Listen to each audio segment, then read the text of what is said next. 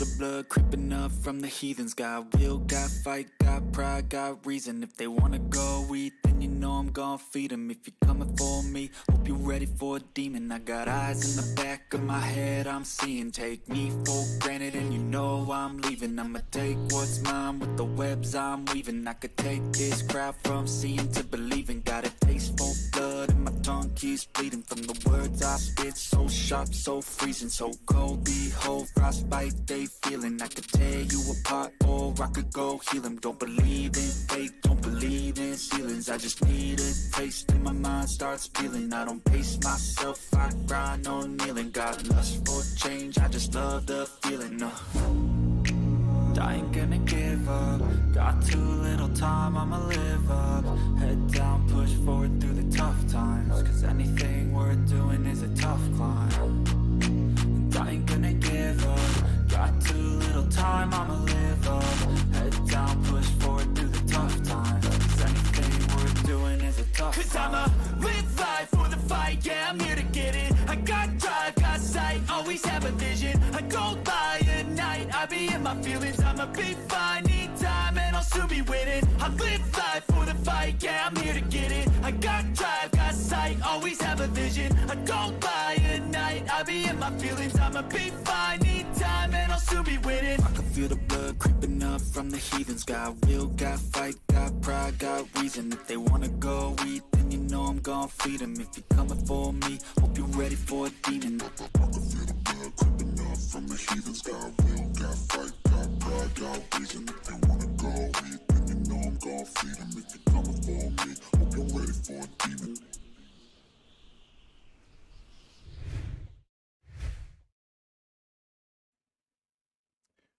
What's happening, Lab fam? We are here, but I regret to inform you I may be experiencing some technical difficulties here on the back end. We may have to stop this stream and start another one.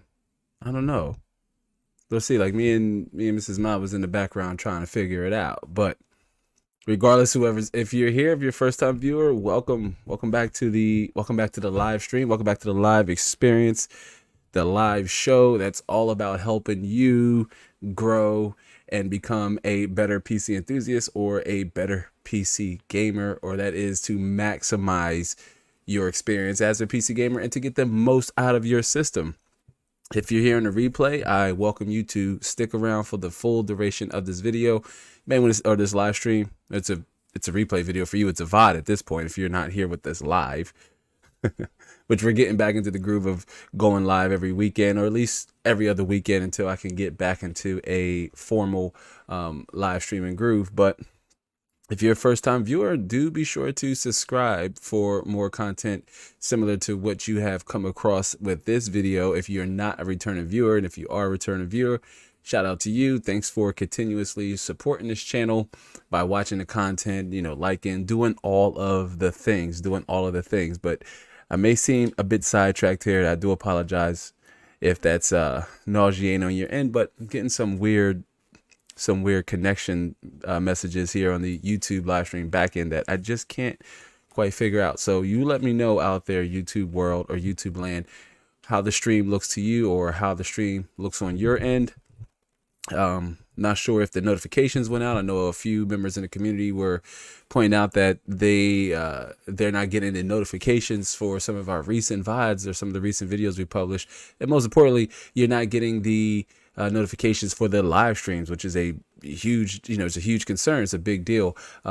Being a micro influencer, as I like to refer to myself, being a micro influencer. So as we have friends and fam trickle in, if you are unable to stay for the full duration, I totally get it. I totally understand. You can always bounce back to this video at the conclusion of the show.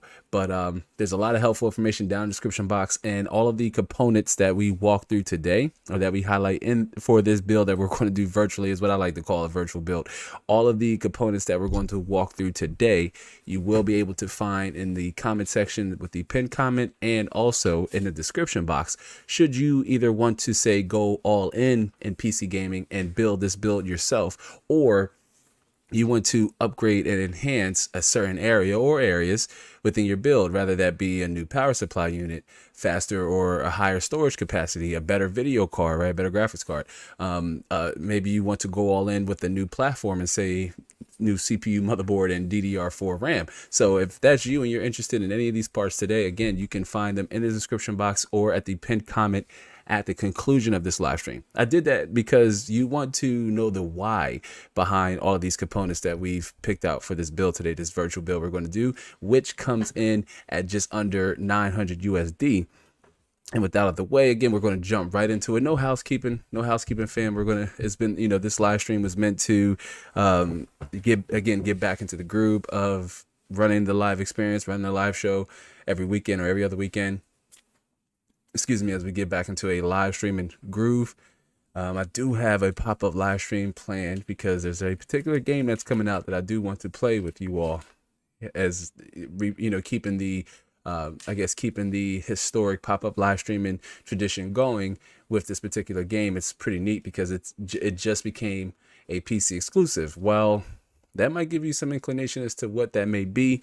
I chatted with a couple members here in the community that also may be familiar with that particular game is, but I guarantee you're going to want to stick around, as the conversation around, or the conversations, it's likely going to take me more than one sit-in or more than one live stream. The conversations around this game is going to be one that's all inclusive, right? So regardless of where you are in your PC journey, you will be able to join in this conversation. You're going to want to take part in it. As I see Bad Habits in the house, Bad Habit gets the air horn. What's happening, Bad Habit? It's good to see you, fam. Man, it's good to be live, bro. Fam, it's good to be live. Man, Bad Habits in the house, y'all. One more time. Bad Habit gets the air horn. Bad Habit, is good to see you, fam. Again, getting back into the groove of going live. I hope we have as many people pop up today as possible. I did some light marketing or some light promotion with this stream. It's been cooking for a while. I know there's been numerous attempts to get this live stream out in the past, but so much has changed in between the PC scope in terms of lower graphics card prices coming down on mostly the RX 6000 series, not necessarily RTX 30 series, still a little overpriced in that area.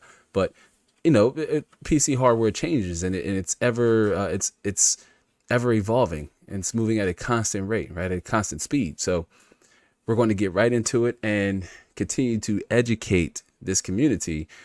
And for new viewers who say, you know what, I want to get into PC gaming, I want to build a gaming PC, I don't know how much I should spend, I don't know the kind of components I should buy, let alone know how to assemble the machine and do all of the things correctly. That way I'm not damaging any components, or I'm not making any performance hindering decisions when it comes to assembling these components. So that's what we're going to walk through in today's live stream.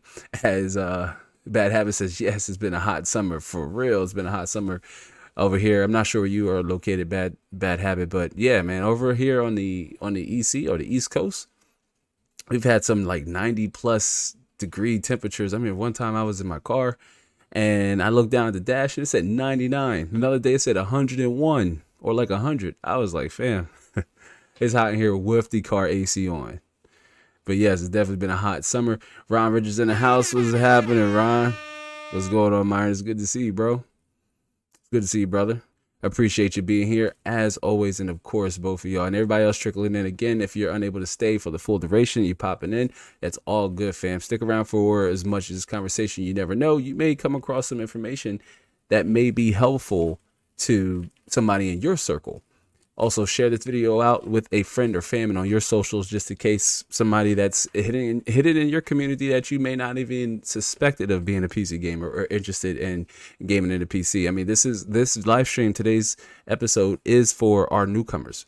But it's good to see you, Myron. Hit the like button for me again, as always, y'all. Hit the like button for me on your way in or on your way out. Bad Habit says, feels like I've given up gaming for a while. Oh, you better talk about it before we jump into it. I tell you what, Bad Habit, it happens, bro.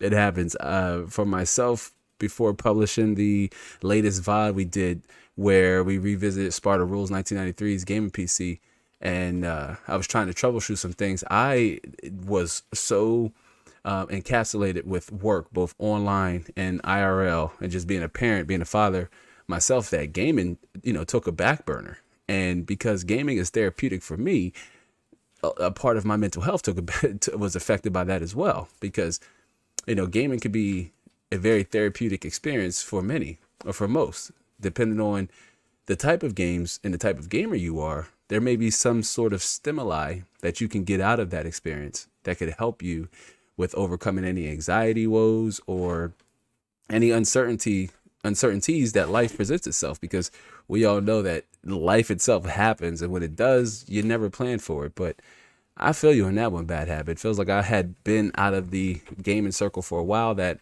in between working on Sparta Rules is Built, I finally said, you know what? I got to get some gaming hours logged in. My little southern accent popped in, but I said, I got to get some gaming time logged in. And so I finally installed Resident Evil 7 or Resident Evil 8 Village, and just jumped into it and spent quite a while on it. It's okay, right? It's not a bad game. I started doing a video essay on it, but it's not a bad game. It's okay. It's a little dry and I guess boring in a positive sense, where it's not like, oh, I want to turn the game off and go play something else. It's just you're waiting for something to happen. But the game has beautiful graphics, and it's gorgeous to look at. But I did enjoy Resident Evil 7. Big Resident Evil fan for a while now. So it's all about that, finding that time, making that time to, I guess, get some quality gaming in. We did a video on that as well, another nature vlog, if you will, nature walking vlog, if you will. But Bad Habit says Titanfall 2 was hacked, and it's the game I was mostly playing. I think with everything that's been happening around the world, I haven't been really paying attention to gaming, but I know I've missed a lot. Yeah, well, in my opinion, there hasn't really been as many large PC launches or console launches that migrated over to PC, with some of the bigger ones coming out, like say Starfield is one in particular I'm looking forward to playing next year.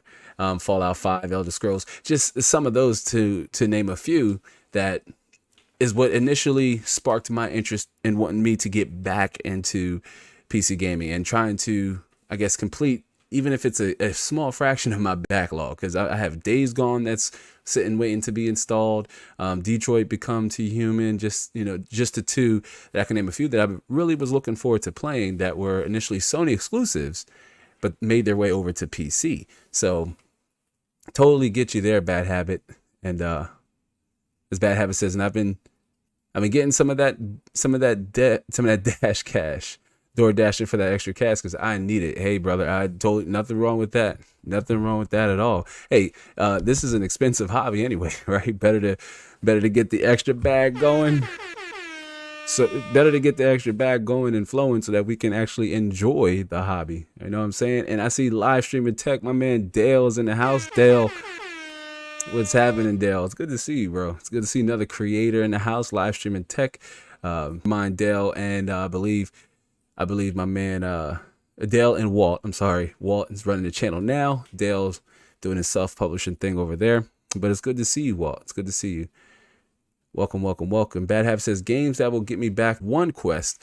I find myself, picking up like 2 or 3, sometimes even 5 additional side quests. And I'm like, well, these side quests sound just as intriguing, but I'm kind of locked into this particular quest, and I really want to finish it. Or maybe there's a level barrier with some of the other quests, as is the case with The Witcher 3. But The Witcher 3 is one of them games that I just feel like has no true end to it. I haven't even beat Skyrim on the PC with all the mods I installed, simply because I feel like the game is just never ending. I will likely get tired of playing it, at least for that session, in that session, before I actually probably log the necessary hours in to beat it. Now you can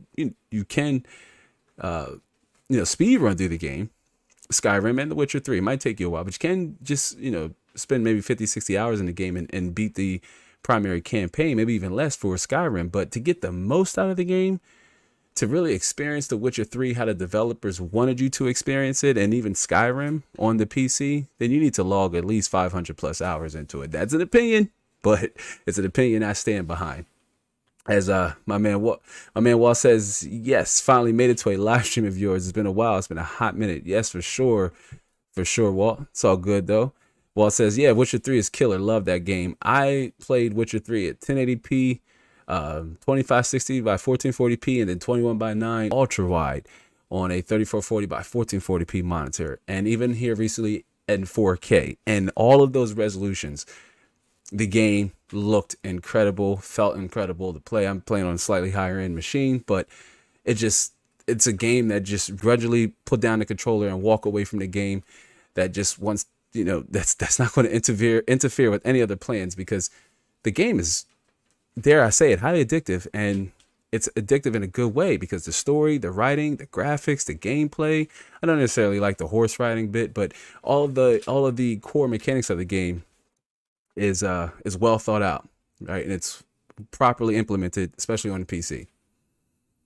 Walt says, been hooked on Final Fantasy Online as of late. Still a sprout, but loving it. Oh, okay, awesome. Getting some MMO action in.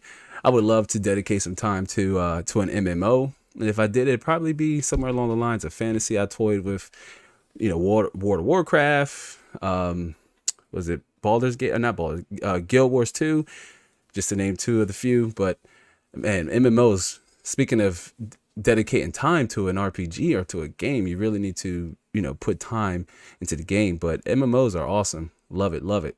All right. And all of these games, again, can be played even on this PC we're going to walk through today. So with that out of the way, we're going to jump right into it.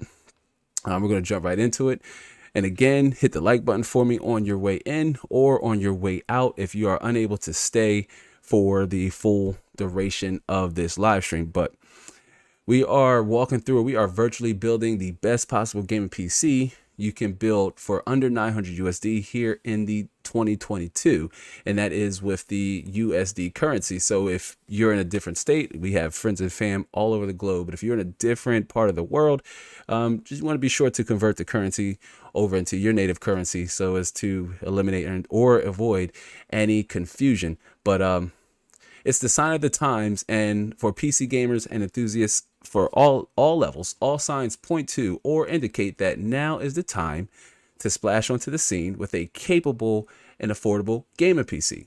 Now, graphics cards, which are in a much better place than they were 2 years ago, right? We're not going to go into too many details with the 2019 and currently slightly ongoing tectonic or GPU shortage, chip shortage that we all have been suffering through. And some of us even paid the premium. If you've built a new gaming PC within the last 2 years and you say picked up an RTX graphics card or early on an AMD RX 6000 series graphics cards like a 6800 XT or a 6900 XT.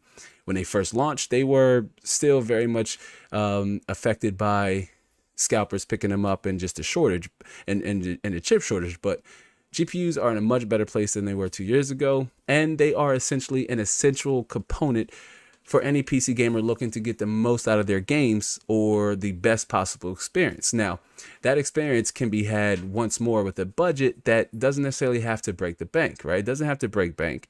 I know the common understanding may be, well, I need $1,000 gamer PC if I really want to, say, play The Witcher 3 max settings, 1080p max settings. I need to spend at least $1,200-$1,300 on a gaming PC. I need to go all in, sell my kidney, pawn the dog, sell my car, take a second mortgage out on the crib, right?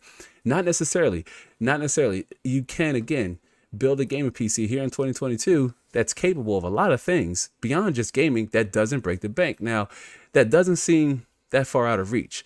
A modest budget that can either get you started or further ahead your journey as a PC gamer, being that maybe you already have the core components, the core housing of your system. That's case, power supply unit. Maybe you're looking to change a particular area in your system. Maybe you want more FPS out of your games, or you want to run multi-monitors, so you need a GPU that has more than one HDMI output. Again, these components or this build as a whole is meant to get you started. If you don't have a build at all, this build can get you started, or again, it can get you further ahead with making significant and performance affecting upgrades is what we refer to here in this community. That's performance enhancing or performance affecting upgrades. You're going to hear that term used throughout the duration of this live stream. But And again, that's building or upgrading to a modern platform that offers maximum upgrade flexibility.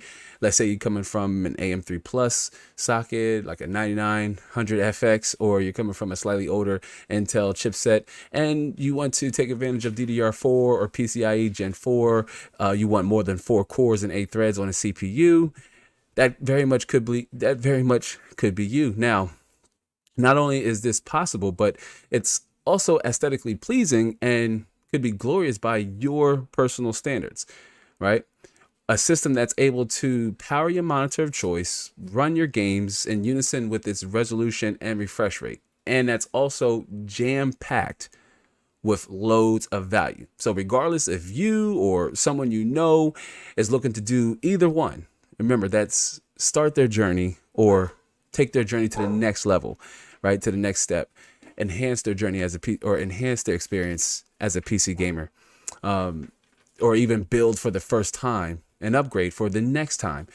We're going to walk through the best gaming PC you can build with a supplemental budget of around 900 USD, and leaves enough wiggle room if you need to compromise in some areas, or what I like to hear from my clients, they have just a little bit more cushion for the pushing, if you will. No, maybe that was horrible. That was horrible. Maybe they have a little more, maybe a little more fluff in the budget, and they can maybe improve an area or two with an extra couple bucks, maybe 50 to $100, or even upward to 200 added on to this system right here could be significant for its overall performance, or improving it in, say, the area of improving the aesthetics of the system, right? Or just not your system, your overall, the entirety of your setup.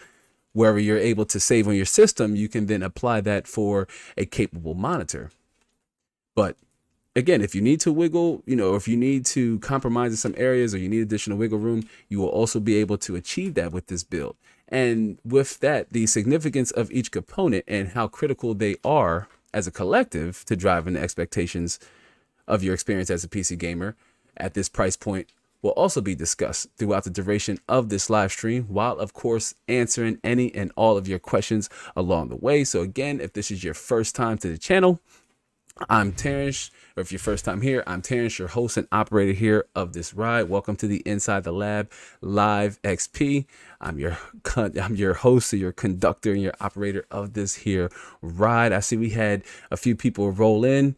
Let me get caught up in the chat really fast. I see TMZ is in the house. Welcome, Mr. Zombified. Oh man, that warms my heart when I see some of our returning viewers pop up into our modest show that's been on a season hiatus. It's been on like a summer break, but we are coming back and rocking right into the fall. I would show you guys, but right here, let's see if the camera, a little bit of teaser for those of you on the show, but I have the next few, maybe you can't see, it's too much exposure, but I had the next couple of live streams planned out here on a couple sheets of paper that's already, ready to rock and roll. All the conversations are golden. So again, you want to keep a lookout for those. I will keep those in the Inside the Lab Inner Circle updated with our online email list. So if you're not signed up on our email list, at some point throughout this duration, jump down the description box.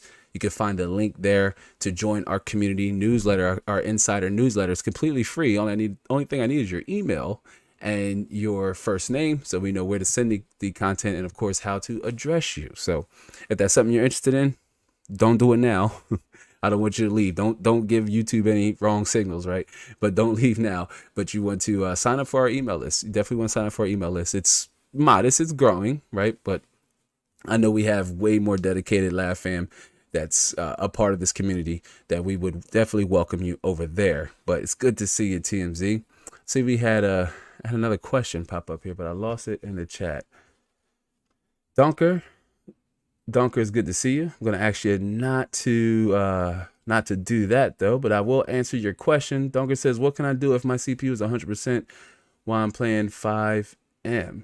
Well, you're experiencing a bottleneck, but to be perfectly honest, I need a little bit more context as to help you with your issue.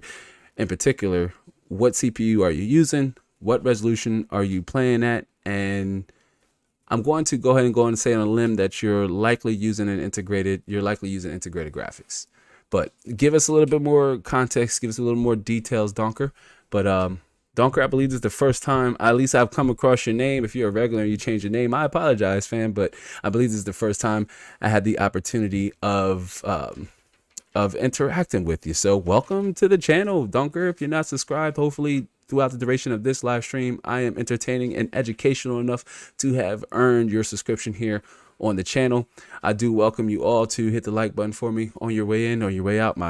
Okay, Elgato said nope, but hit the like button for me on your way in or your way out. And Donker, again, if you're not subscribed, or any other viewers, my replay fam, do shout out to y'all. Replay fam gets the air horn. Shout out to y'all, my replay fam. Replay fam, if you have any questions, okay, very important. If you have any questions about anything that's discussed throughout the duration of this live stream, do feel free to leave it in the chat with the timestamp or without the timestamp, right? If you just say, oh, I have a question up to this point of the live stream, do leave it down in the chat. I answer almost all of the comments, even the negative ones on some of my older work that people want to criticize me for videos I did 2 years ago. But it's all good because, again, it with like the caption I shared with this stream, let me get it posted in the studio. But without struggle, there's no growth. So that's just part of the process, and that's part of growing as a creator. That, again, can't stop, won't stop, and the flow will continue. So let's jump right into it. All right, with our not Chad, we're not going to get there, not quite yet. But again, we are walking through one of the best gaming PCs you can build for under 900 USD here in 2022. And I just want to leave with this quick disclaimer, and that is you can interchange each component, right? The one that fits your budget and preference. But remember, it's how did I label? It's performance over preference, if you will, when it comes to listicles such as these, or if I'm making, say, a recommendation for a complete system, right? It's price over preference, right? Performance over preference. You may not necessarily agree with the, say, aesthetics of the component, but it's about getting the most value for your money, the most bang for your buck, as it's commonly referenced as. But again, you can interchange each one of these components, one that fits your budget. Maybe you have a little less than what the grand total of our system that's going to with the grand total of this system that's going to equate today, which is under 900 USD. So maybe you have a little bit more, or maybe you have even a little bit less, and you may need to compromise in some areas with this build. You are a go to do so. Please feel free to tailor this system, to modify it to suit your budget and your financial needs, or even your expectations. But with that out of the way, we're going to jump right into it. So let's lose our title screen now. Our first component that we're going to start with, which I'm going in order here, to where if I was assembling, if I was assembling this build hands-on, like if I physically had all of the parts laid out in front of me, right? This is typically the order and succession of components and how I typically install them. And that's also by design, because when you are at this stage of assembling your PC, right? When you are at this stage, and that is the research stage, you should still very much follow in this particular order, right, that we're going to walk through, because it's going to help you fully think out your system, or fully lay out your system, and cover all areas that you should be considered, or that you should be considering when you are assembling a gaming PC. Now, to get things started, we're going to start with our motherboard. Now, your motherboard choice lays out the present and the future of your journey as a PC gamer. It's one of the reasons why your motherboard is responsible essentially for connecting and communicating with all of the components, anything and everything that will be installed into your system. Any PCIe storage, any SATA storage, any video cards, your CPU, your RAM, Wi-Fi, Bluetooth, if those things are important to you. Your motherboard choice, again, will lay out the significant, how much or how often you will need to, say, interchange other components within your system. Your motherboard, though, what I recommend should be one of the least, right? One of the components you upgrade the least. So your motherboard should be the base layout or the base component for the entirety of your system. One, excuse me, one that allows you to say upgrade your CPU, add, excuse me, hold on. Man, sorry about that. Wow. You can tell it's been a while. You can tell the whistle is getting a little dry. Let me take a drink. All right. But your motherboard, TLDR, super important to the foundation of your system. You may find yourself switching out, your graphics card maybe every other generation, or if you're one that demands performance in your games nearly every time you sit down and play your system, right? Like you want to be prepared for all, new releases, and you want to be able to run your games fresh off the install list and turn it all the way up to max settings. So you may find yourself, upgrading your GPU a little bit more often, or you may find yourself upgrading your RAM array, right? You might have only a 1 terabyte SSD, but then maybe you want to add an NVMe M.2 or vice versa. Or if you have, say, an older system and you want to add faster storage, maybe you're still rocking an old, a hard disk drive, an HDD drive or HDD. Maybe you're still rocking an older drive and you want to say improve or increase your read and write speeds, going with a 2.5-inch SSD, not necessarily NVMe M.2. But with your motherboard is the component you want to have to upgrade the least. Now, for this build, for starters, for our build that we're rocking with today, we are going to go with, let me switch back here so I could bring you along the journey. But we are going to go with Intel. We're going to go with an Intel board here, and I'm going to explain why that is a little bit down the road in this future. I'm going to use my cheat sheet just to help us save on time, because we've already configured this build out and I've already given it significant thought onto its relevancy here in 2022. But to get things started, we're going to go with the Asus Prime B660M. If you need Wi-Fi, and that's something we're going to touch on, I would recommend you go with a board that has Wi-Fi. But if not, fret not, because you can always go with, say, a USB network adapter or even a PCIe network adapter. So while I always recommend going wired where you can, Wi-Fi is a necessary evil, but do know you will experience significant lag. Your games will take a little bit longer to download, not necessarily install. That's dependent on your drive, but your games will take longer to download. And if you're trying to play a multiplayer on, a multiplayer game online or a multiplayer game in general, then your experience will be affected by your internet speed, your internet being delivered wirelessly. So sorry, excuse me, just something to take into consideration.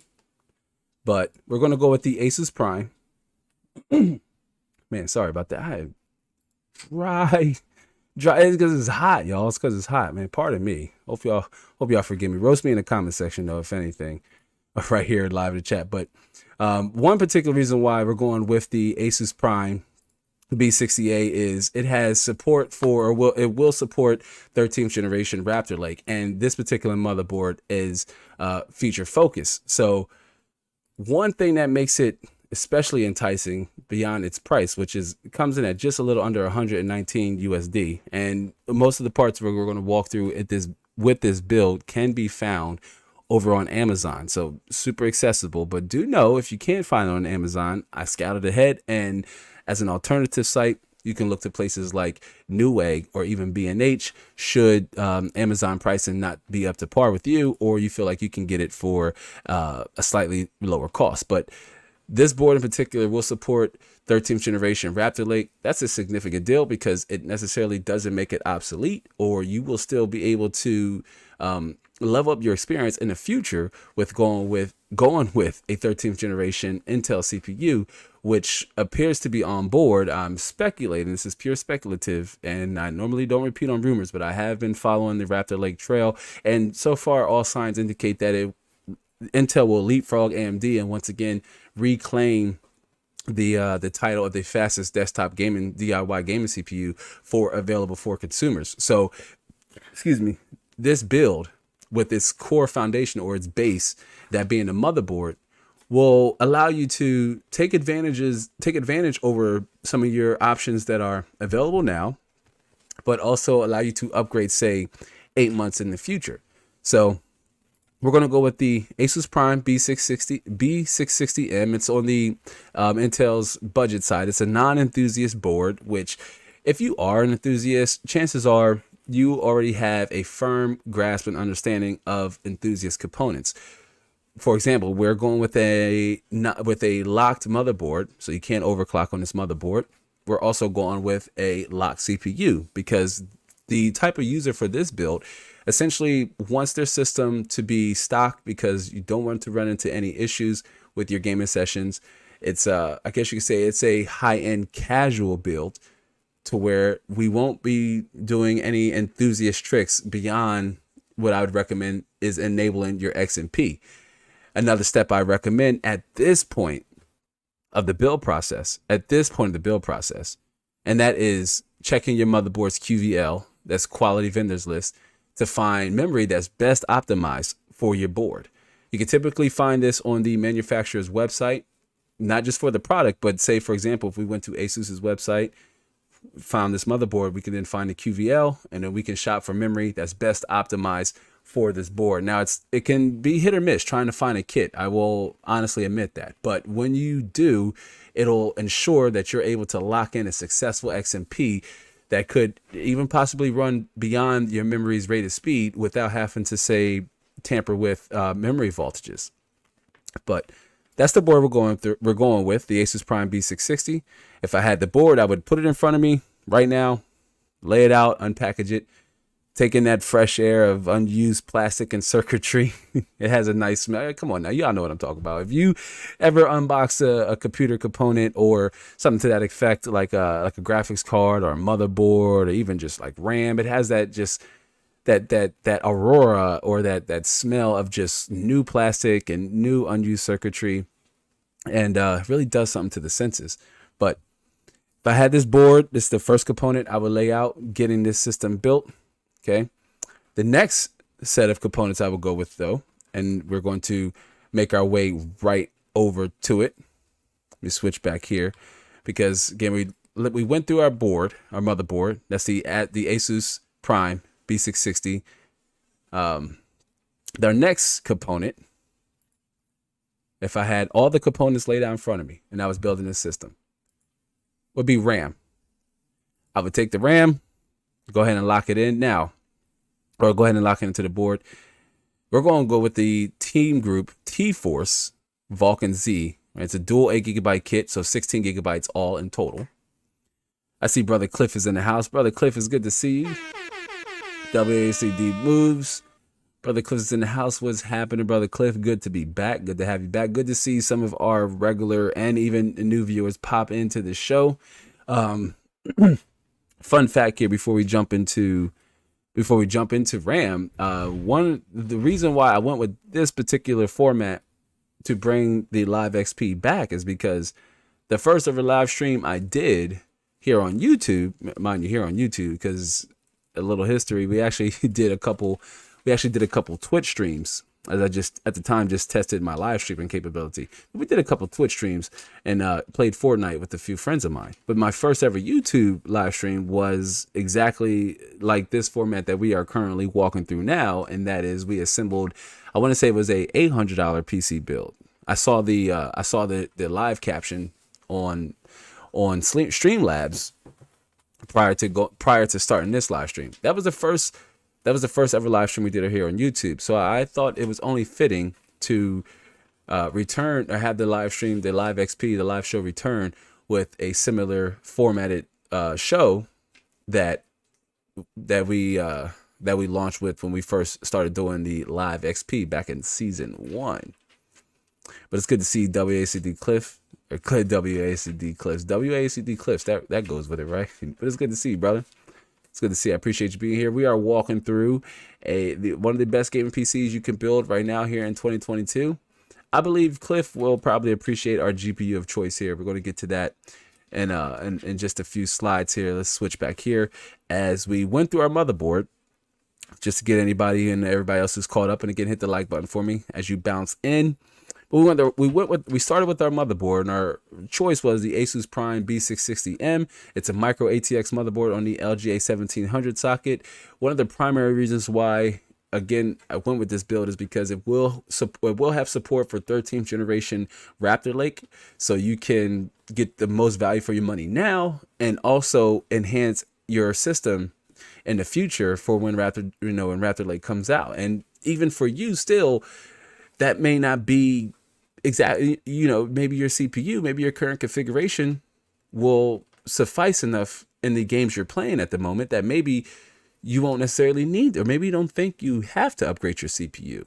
But one of the benefits to being a PC gamer is that you have that choice. If you want to upgrade your CPU, you can. 20-30% IPC improvement or increase over the CPU you're currently using, which we're going to get to here in a second. Is I'm going in order of succession if this build was physically being built.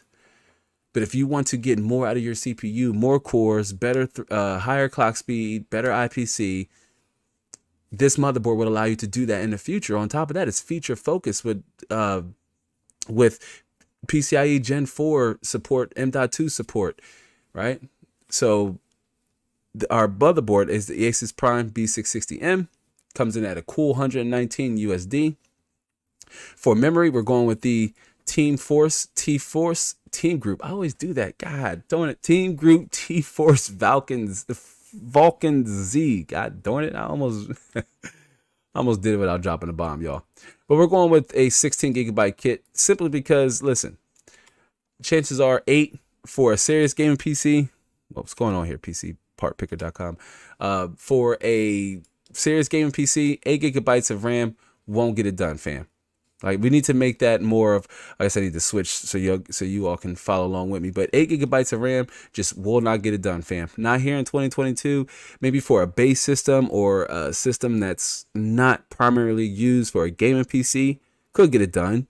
Right? If you're an educator or you just want to browse Facebook, maybe listen to some music in the background, sure.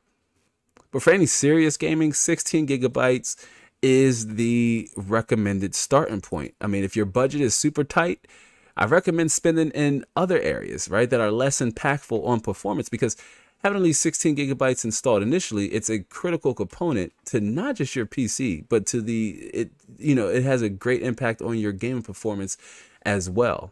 Again, I wouldn't compromise here. If there's one area that you're looking for, you're looking to take to start your journey and get started with a build that's capable of more than just gaming, but also a build that's going to deliver a satisfying gaming experience, you definitely want to go all in here in your RAM and start with at least 16 gigabytes. If you plan on, say, streaming, you say, hey, Lab, that's all good and dandy, bro, but I want to stream on my system. Okay, is 16 gigabytes enough? Chances are not necessarily, depending on the encoder you're going to use, the game you're going to play, the settings you're going to play it at. You may want to go with a 32 gigabyte kit.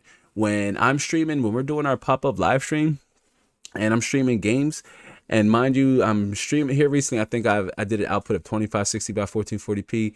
I wouldn't dare stream in 4K. It's not.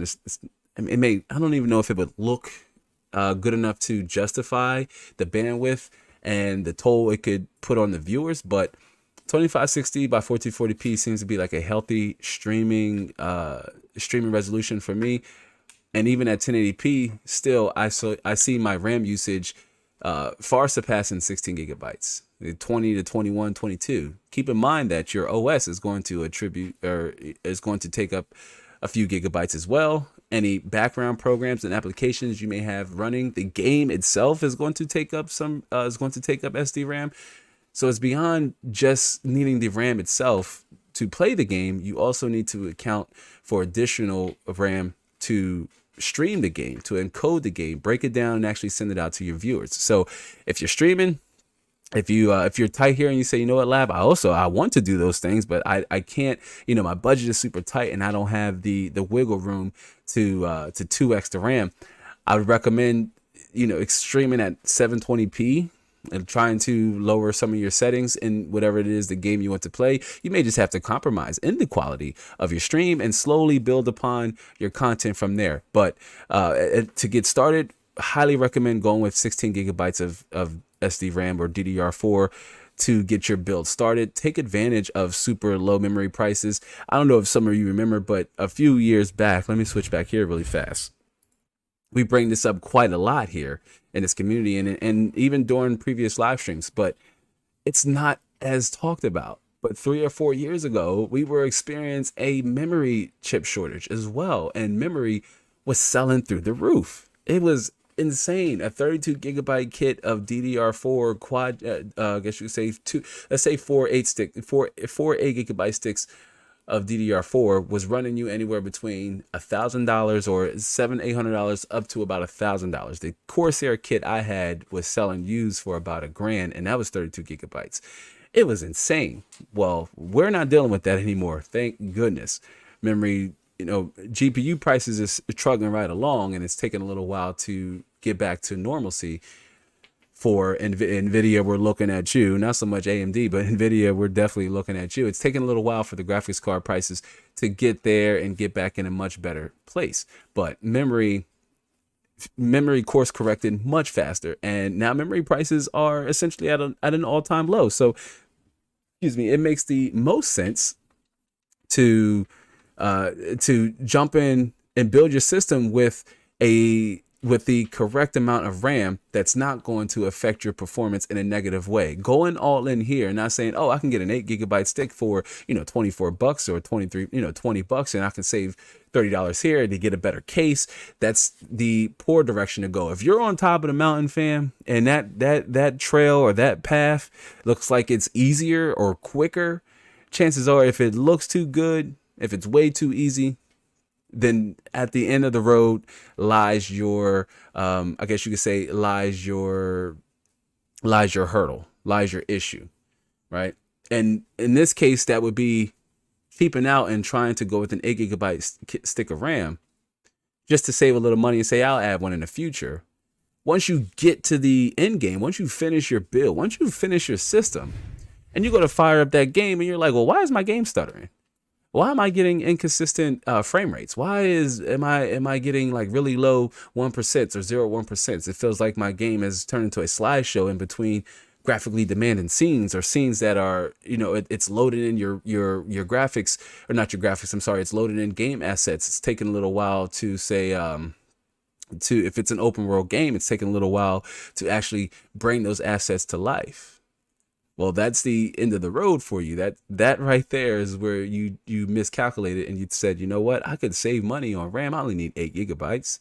Let Lab tell you right now, if you're looking to engage in any serious PC gaming, then you definitely want to go with a 16 gigabyte kit of RAM.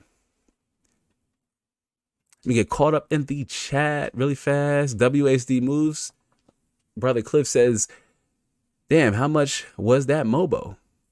That motherboard, the Asus Prime B660M, was a cool 119 USD. And again, has support for 13th generation Raptor Lake. Right? So this right here screams price to performance, y'all.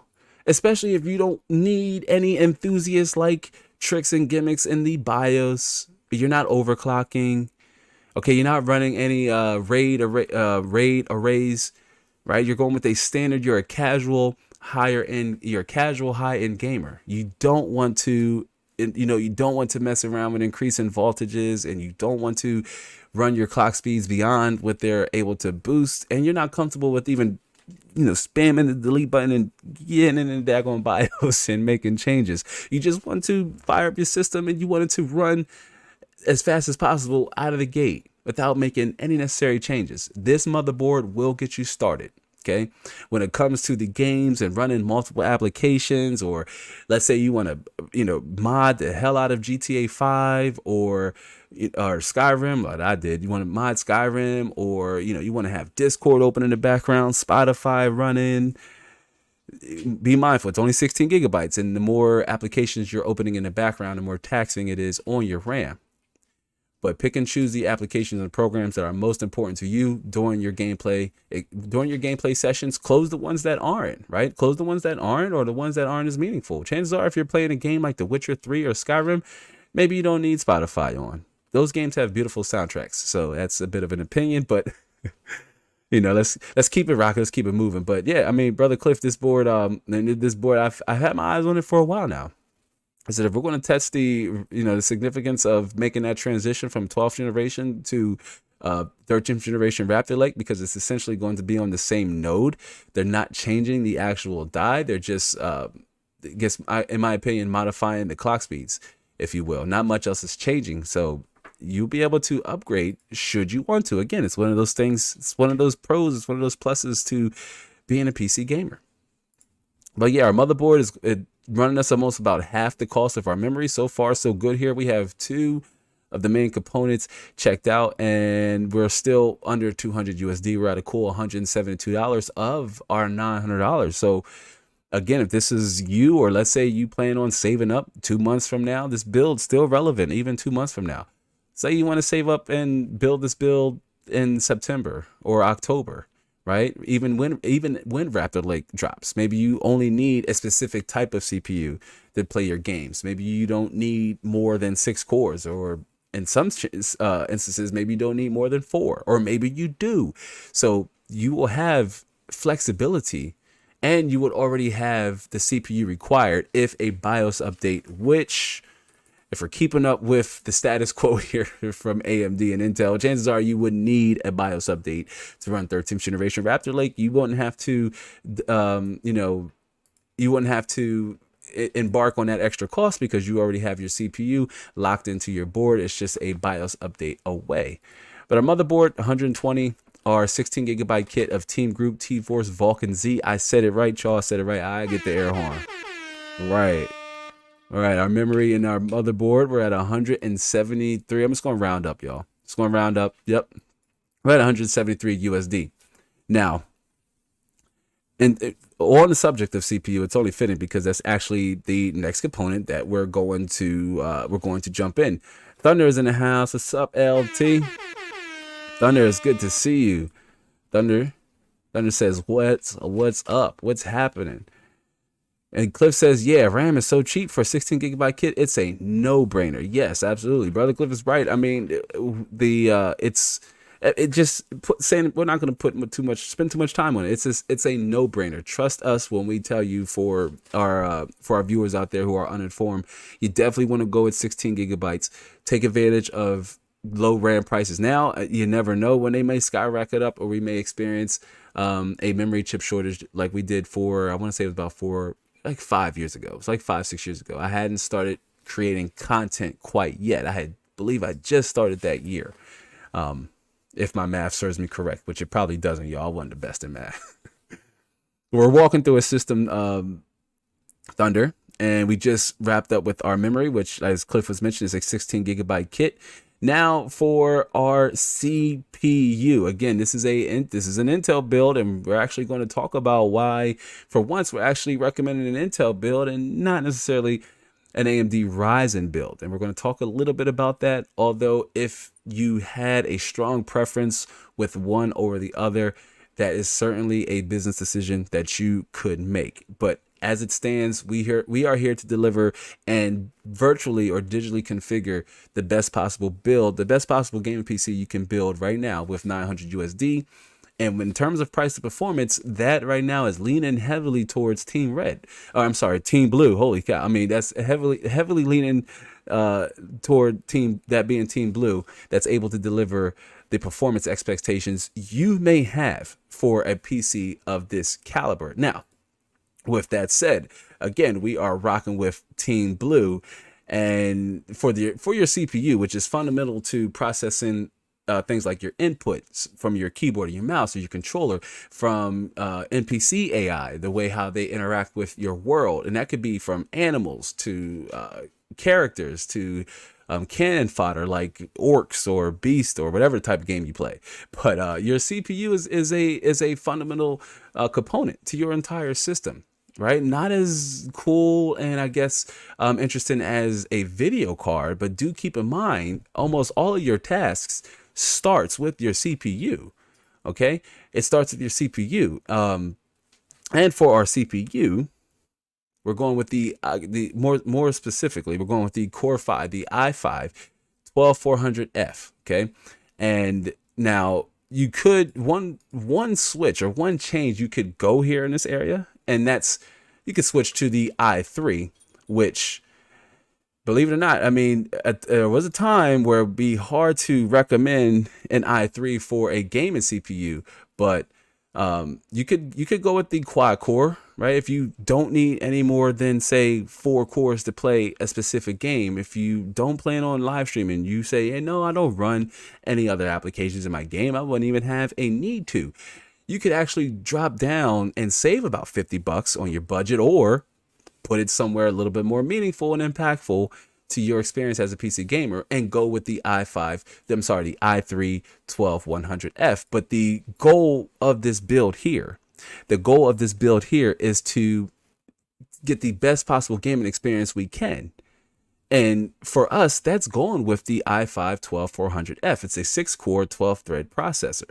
So you would have the ability to say, well, I don't want to stream games now, but you would have the ability to say stream games in the future, and the output would be a little bit more satisfying to your viewers. Your experience playing the game live streaming, which from my experience of even live streaming games, is equally as important as having a visually pleasing experience for the people who are watching you play the game. Obviously, if the game is no fun to you, then it'll be no fun for them watching you play it, right? They're going to just switch off, which I hope you guys and gals don't do. And again, hit that like button for me. So we have a lot of people rolling in. It's great to see you. If you're a first-time viewer, let me know where you're watching from. We love interacting with new and returning viewers. If you have any questions about your journey or where you're at in your build, also do let us know. And I guess you could say, which is for this lighthearted masterclass virtual PC build. But we're going with the 6-core, 12-thread, 12th generation i5. Now, this CPU is slightly faster than AMD's R5 3600. And depending on where you're buying or where you could find that 3600, it may even cost less. But the Core i5, the 12400F, is the better option for a longer term, if you will, short term solution.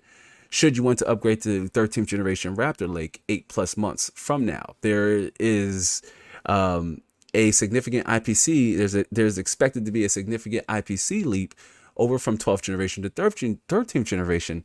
So not going all in on a CPU here, especially if you don't plan on keeping it for another 6 months, or you say, hey, you know what? I like the experience I'm getting now. I don't feel the need to upgrade. This CPU, the 12th generation i5, will hold its relevancy now and in the future. Again, it's faster than an R5 3600. Ryzen at 5600 might not make all that sense right now. And again, the 5600 is going to run you about $50 to $60 more than a 12400, and it's not all that faster. Keep in mind, AMD Ryzen 7000 is right around the corner. Okay, so unless we see significant price drops on Zen 3, right, and that's Ryzen 5000, then picking up one right now may not be within your best interest for your budget. Okay, you have a better upgrade path with going with the LGA 1700 socket with the Asus Prime B660 motherboard we picked out than with an AM4 board, simply because AMD is making a socket change over from AM4 and over to AM5. And with that is coming major changes to their CPU's architecture. For example, they're switching from a PGA design to an LGA design. So yeah, AM4 would be, as it stands right now, slightly left behind in the dust. Makes the most sense for folks who are already on the AM4 system to say make their way up to the fastest possible CPU that their motherboard supports, is what I would recommend if that's you and you are rocking an AMD board. Whether that be X470, X370, 570, you're likely already on a higher CPU. like a 5900X or maybe a 5800X, somewhere along the lines of those two classes of CPUs. But if you're on a slightly older chipset, what I recommend you do is just focus on upgrading to the fastest possible CPU that is available for your motherboard. Depending on the motherboard manufacturer, that likely is a CPU in the Zen 3 class of CPUs. Okay, so you want to head to your motherboard's manufacturer's website and see if there's a BIOS update that supports the latest and greatest lineup of CPUs. If you say, well, Lab, I'm not on an Intel system, no, it wouldn't make much sense for me to say switch over from my B550 motherboard and my R5 3600, but I do want more CPU processing power with my system. What are some options I have? And again, if that's a gigabyte B550 motherboard or a gigabyte B450 motherboard, right, something like an Aorus lineup of motherboards, check the manufacturer's website and see what BIOS update would be required for you to run a faster CPU.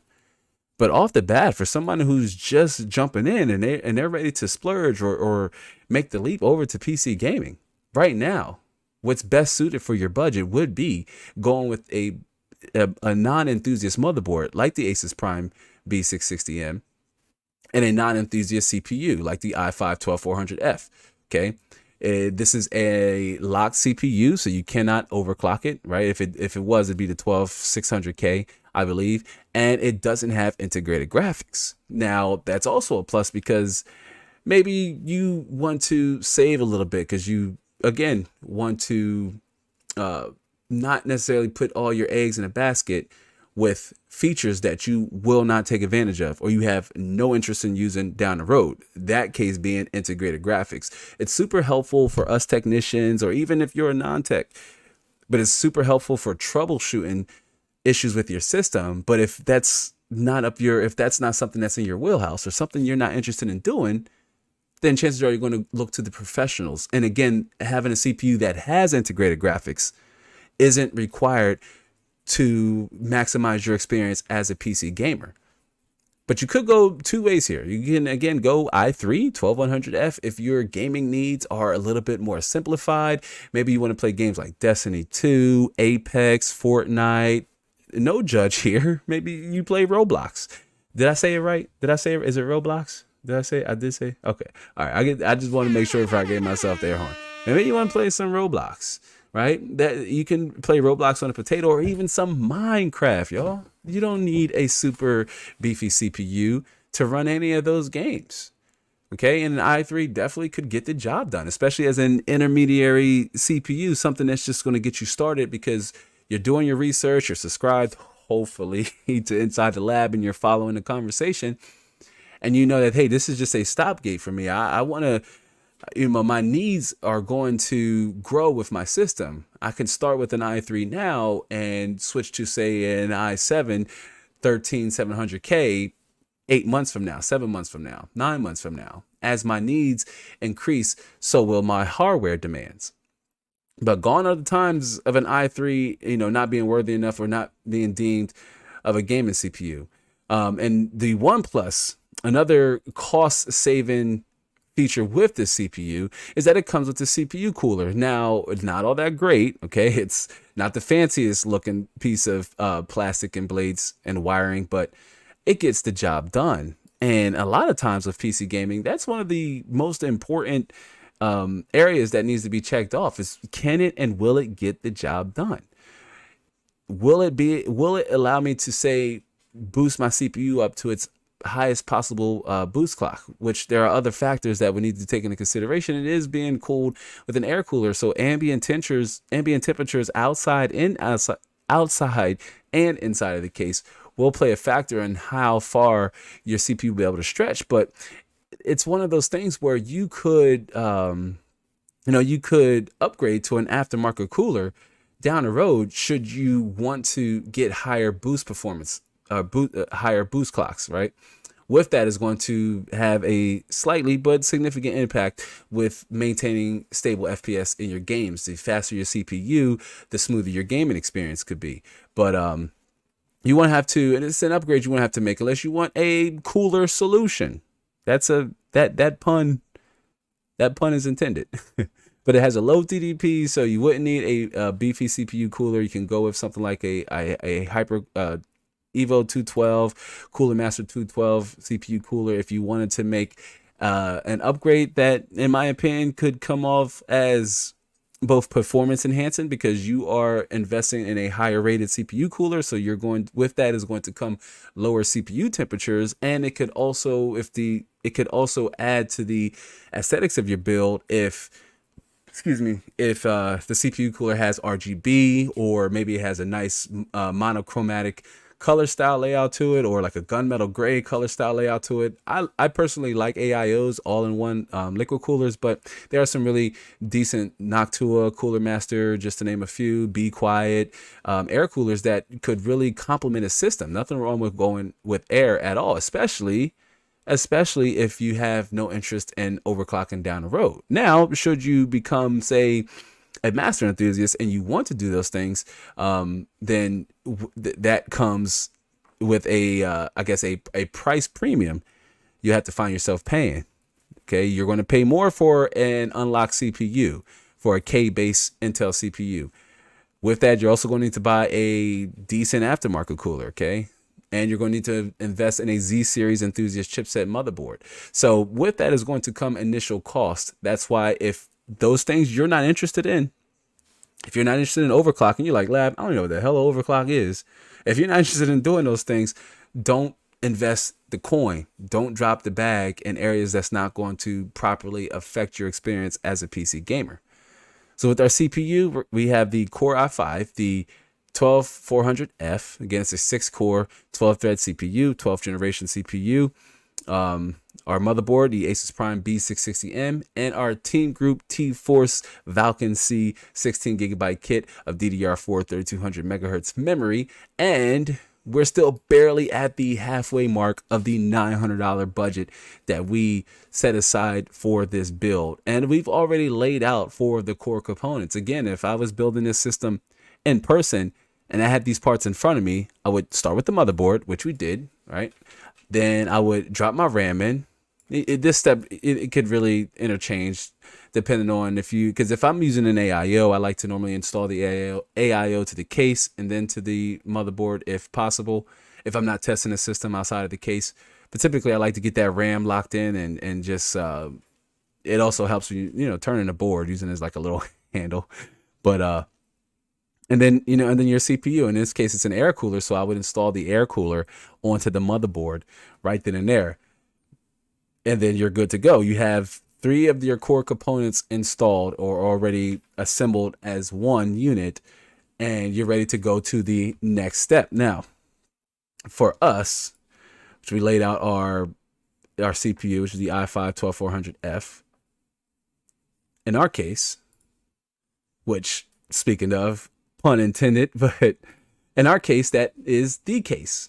Now, before we go over it, before we head into it, let me jump into the chat here really fast. Let me switch back and get caught up in the chat really fast. Love how the conversation is going. I welcome you to hit the like button again for me if you haven't. Chat, hate to be repetitive, but it really does help post and present. But get caught up in the chat here really fast. Cliff says, for a good bit less though, with future DDR5 support, PCIe 5, etc. For a good bit less though. Oh, I guess I'm a little behind in the chat here. Let me get caught up. Let me see. Well, I'm way behind. Okay. To go all the way up, Ron, if you're still with me, I hope you are. But Ron had said, still on Apex Legends, but Smash Bros as of late, and that really resonates and hits home because we recently picked up a Switch for the first time, and I've just been like really into Smash as well. And Ron Richards is somebody I grew up with, went to high school and everything with, and we played an unhealthy amount of Super Smash Brothers. Like we played a lot of Super Smash Brothers, and I found myself even playing here recently some Super Smash and Pokemon Sword, I believe is what I've been playing, and getting into some of those classic games I grew up with. So I found myself, that's the only time I cheat on my PC. is with the Nintendo Switch. It's one of the consoles that I would say, if there's a console that's worth owning, it definitely would be the Nintendo Switch, given its unique Switch ability to play mobile or to play on a TV if you have the base Switch model, or even the Lite, which still plays all of the same games, just without, say, the rumble feature and a slightly larger screen, and you can't hook it to the TV, but it plays all of the same games. And super fun though, super fun to play Super Smash Bros. And just Mario Kart, and Pokemon. I'm a Pokemon fan, so nothing wrong with that. And brother Walt says, smash that like button already. Of course, yes, Dad. I know, Walt. I know you know, brother. I know you know. And TMZ says, yo, what up? Just doing some research on DIY speakers. Build saw that you're on. Nice, yes. And TMZ, let me know, did you get the notification? I'm trying to keep a mental note of who did and who didn't get the notification. Bad Habit says, I bought a bag of sour bread, which cost me more than my video card. Food or PC gaming? Definitely food. But man, where you buying the bread from, bro? That happens. Say bread costs more than my video card. I hope while I'm playing 5M, I believe 5M is a modded version of GTA 5. I believe my son plays 5M. But I mean, again, I need additional context. You're experiencing a bottleneck there, and I suspect that you're not playing on excuse me, guys. I assume that you're running your games on integrated graphics. You're not playing them on you're not playing to say on your video card. But let me know. And brother Cliff said, let me get scrolled up here in the chat really fast. Cliff says, that's a solid choice. I like it. It's around 5600X, I believe. For a good bit less, though, with future DDR5 support, PCI 5, etc. If not a little tower cooler you can get for $25-30. Yes, absolutely. Like an air cooler prices, too, have come down a little bit in prices. And you could get a decent air cooler that not only will look good, but it will also cool nice and well for you as well. Right? That's a side grade you can make, right? Or not even a side grade. I guess you can call it an upgrade, especially if it's going to lower CPU temperatures. This not only is good for your FPS, but it's also good for the longevity of your CPU. The longer you can keep it cooled, the longer the CPU will last. That's for you or for even the next person you may hand down that value to. Somebody who may not be interested in a 13th generation Raptor Lake, but if you're looking to sell your CPU on the used market, whether that be the largest area, the largest market, that being eBay, or even over in the Facebook market, this could also help you recoup some of the cost for your upgrade. If you're able to get $100, $90 for your CPU, and you paid $160 for it, fam, the difference is the value you've already used up, right? That value now is being passed down to the next enthusiast or the next user, who can then make a splash and really take advantage of some solid PC gaming.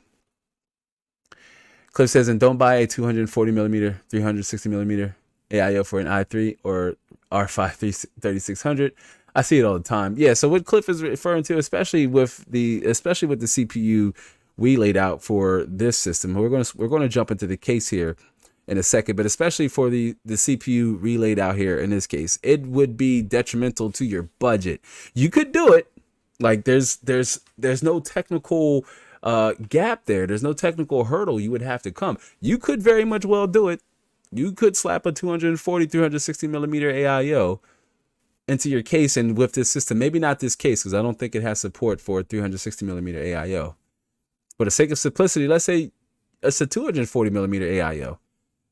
It would be detrimental to your budget because you would get almost no performance enhancing. There'd be nothing to gain from investing in 240mm AIO with this CPU. Again, it's a locked CPU.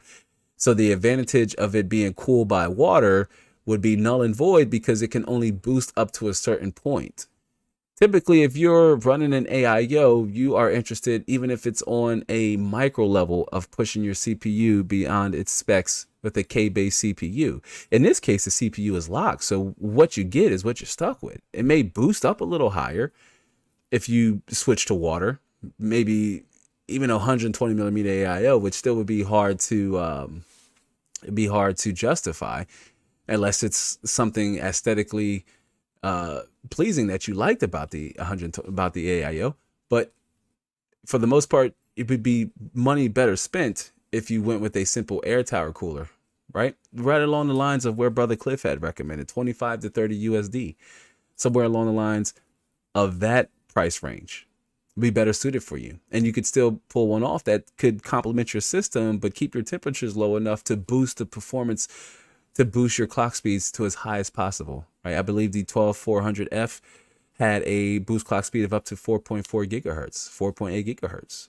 So if the stock or the manufacturer cooler that comes from Intel doesn't have a high enough TDP to get it done, you could go with a more robust or more profound CPU cooler that could push your CPU even further. But you wouldn't need to go out and say drop 120 or 150. In some cases, if it's a 360 millimeter AIO, over 200, 250, just to for a cooling solution for your CPU. And the same thing, I mean, even with the R5 3600, I mean, it's not locked, but it will only overclock, but so far. So it's not money properly spent. And in that case, you would want to go with, say, maybe a 3800X or 3600, not 3600X, but like, yeah, 3800X or something that's slightly faster, something you can push a little bit more if you wanted to overclock. Essentially, a good rule of thumb is if you're going to overclock, you want to do it on water anyway. If you're not overclocking, which this build is specifically designed for, are non-overclockers, are micro enthusiasts or are casual enthusiasts, if you will, who just want their system to work as fast as possible right out of the box without jumping into the BIOS or making any hard system changes. But absolutely, totally agree. And TMZ said, nope, just saw you. Well, I'm glad you saw us, TMZ, because we're glad to see you. But all right. Let's get back into it. We were picking up with our case, which again, your case is the focal point of any system, right? This is the cornerstone to your setup and what defines your personality. A lot of preference comes into play here, right? You may fall in love with the case of a different size, stature, variety. I think I said it right. Variety or condition, could be new or used. Doesn't necessarily have to be new. You could say blend the two, what we call new used price to performance. A lot of this system is all new price to performance. Every single one of these components can be picked up brand new right now. If you weren't here at the top of the live stream, I had mentioned, I just want to remind our viewers who popped in, that any and all of the components that we walk through for this build, you will be able to find in the pinned comment section at the conclusion of this show and in the description box, should you need an alternative place to find it, or you come across it, or you want to share one of these components with a friend or somebody in your circle who you say, hey, I was watching a live stream and I really think this case might fit you, or I think you like this case, or the graphics card of choice is in stock and it's highly recommended, it'd be great for you, and it's right at the lines of your budget. You'd be able to find the affiliate links, the Amazon links to all of the products mentioned in this live stream. But again, with your case, the cases, I love shopping for cases. We talked about this numerous times. I love shopping for cases. Cases can be highly subjective in a lot of areas. And the case for this build, pun intended, a lot of puns going on. I gotta give myself a round of applause, y'all. Hold on. Thank you. I don't think anybody has many puns. So many puns, y'all. So many puns. But the case for this build is a Thermaltake S100. It's a micro ATX mini tower with its tempered glass window and super sleek and modern physique. I really like this case. Our motherboard is a micro ATX form factor, so it really, it'll just fit nice and snug within its case. All of the components that we laid out so far and we'll round out with will also fit in this case.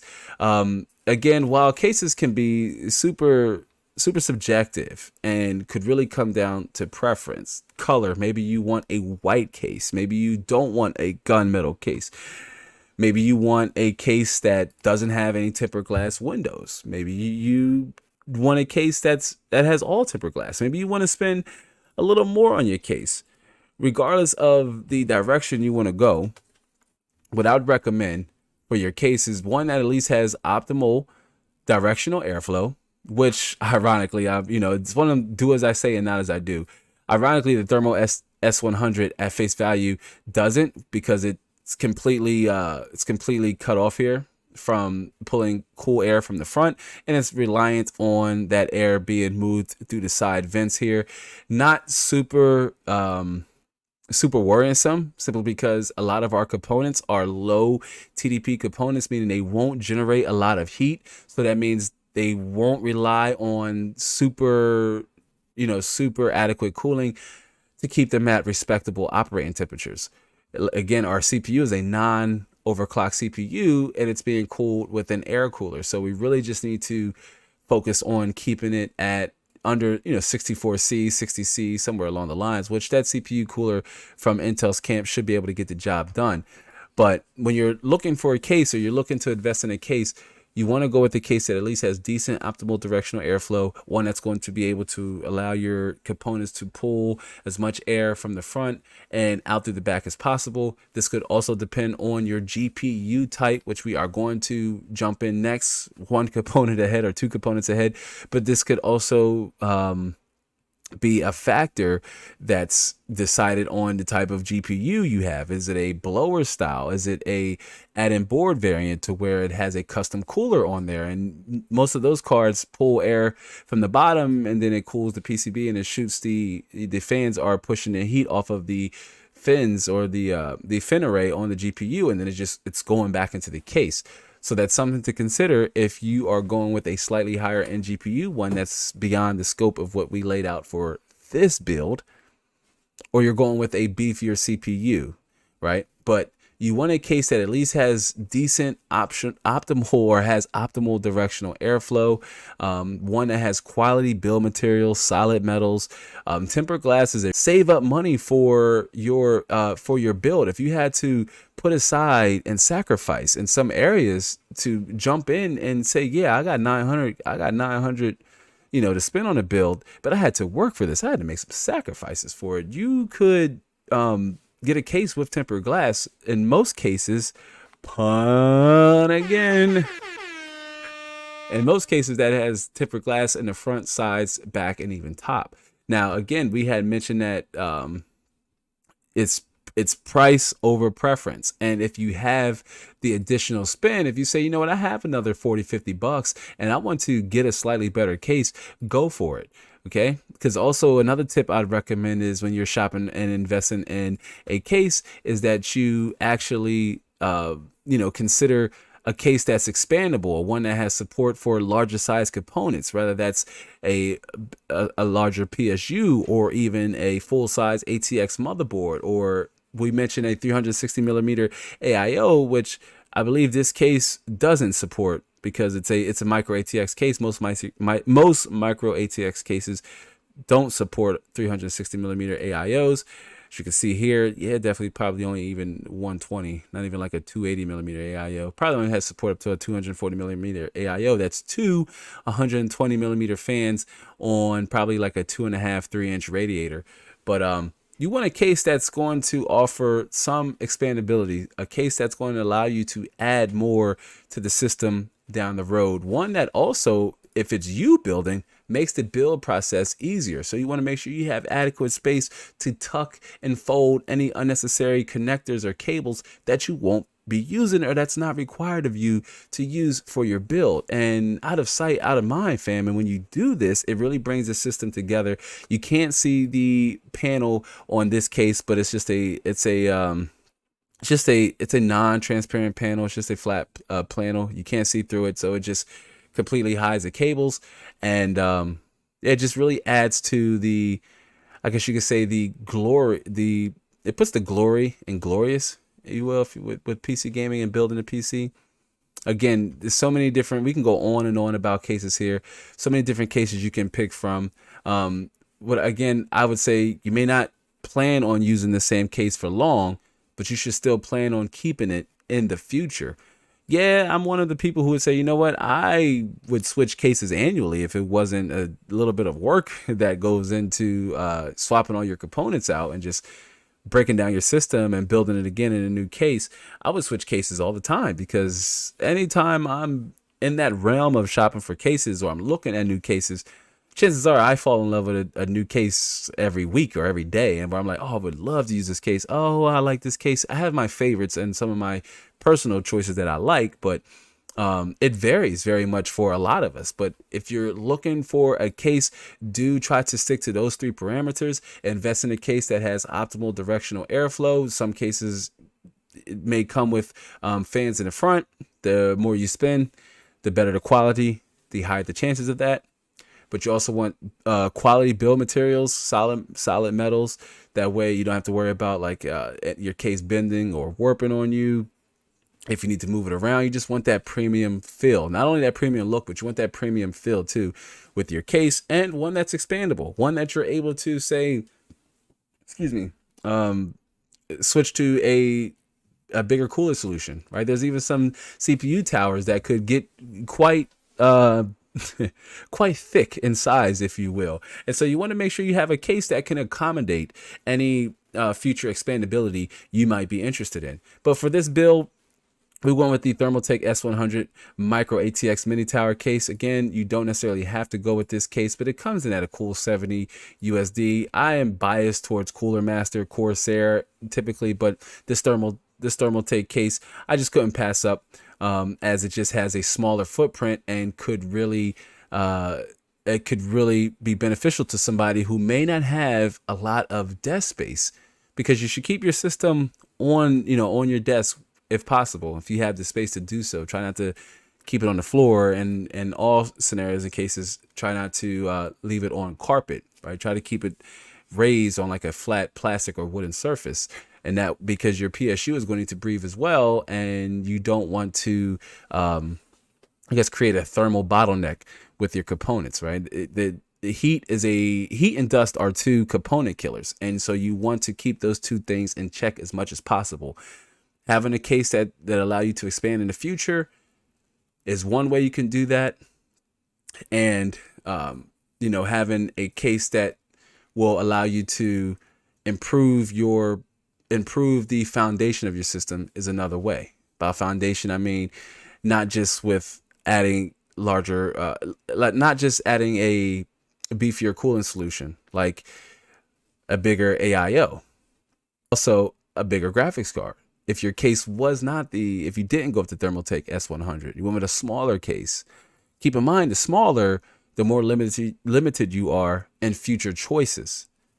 So that's our case. We have our Thermaltake S100 Micro ATX Mini Tower case. And again, I am walking down the line in order of succession, in the same order I would go through if I was building this system in person. And I say that because I would already break down the Thermaltake. Let's say if the case was a Thermaltake S100, break down all the panels of the case, get it as naked as possible, if you will, for lack of probably poor choice of words, but you know what I mean. Get as many of the core parts removed off it as possible, and I would install this whole array of components here. The CPU, which is already installed in the motherboard, the RAM, which is already installed on the motherboard, and the cooler, which is already installed on top of the CPU and motherboard. And I would drop that into the tower. I would install the motherboard onto the case, screw down the 2, 4, 6 screws in most cases, and keep it moving right over to the next component, which is exactly what we are going to do.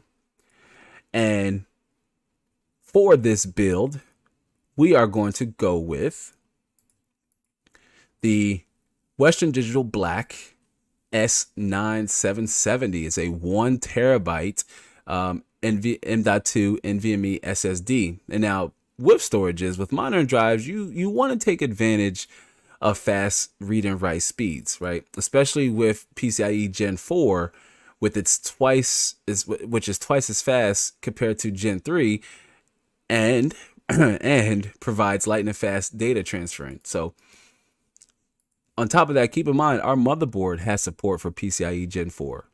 So this is where doing proper research could really benefit your budget, right?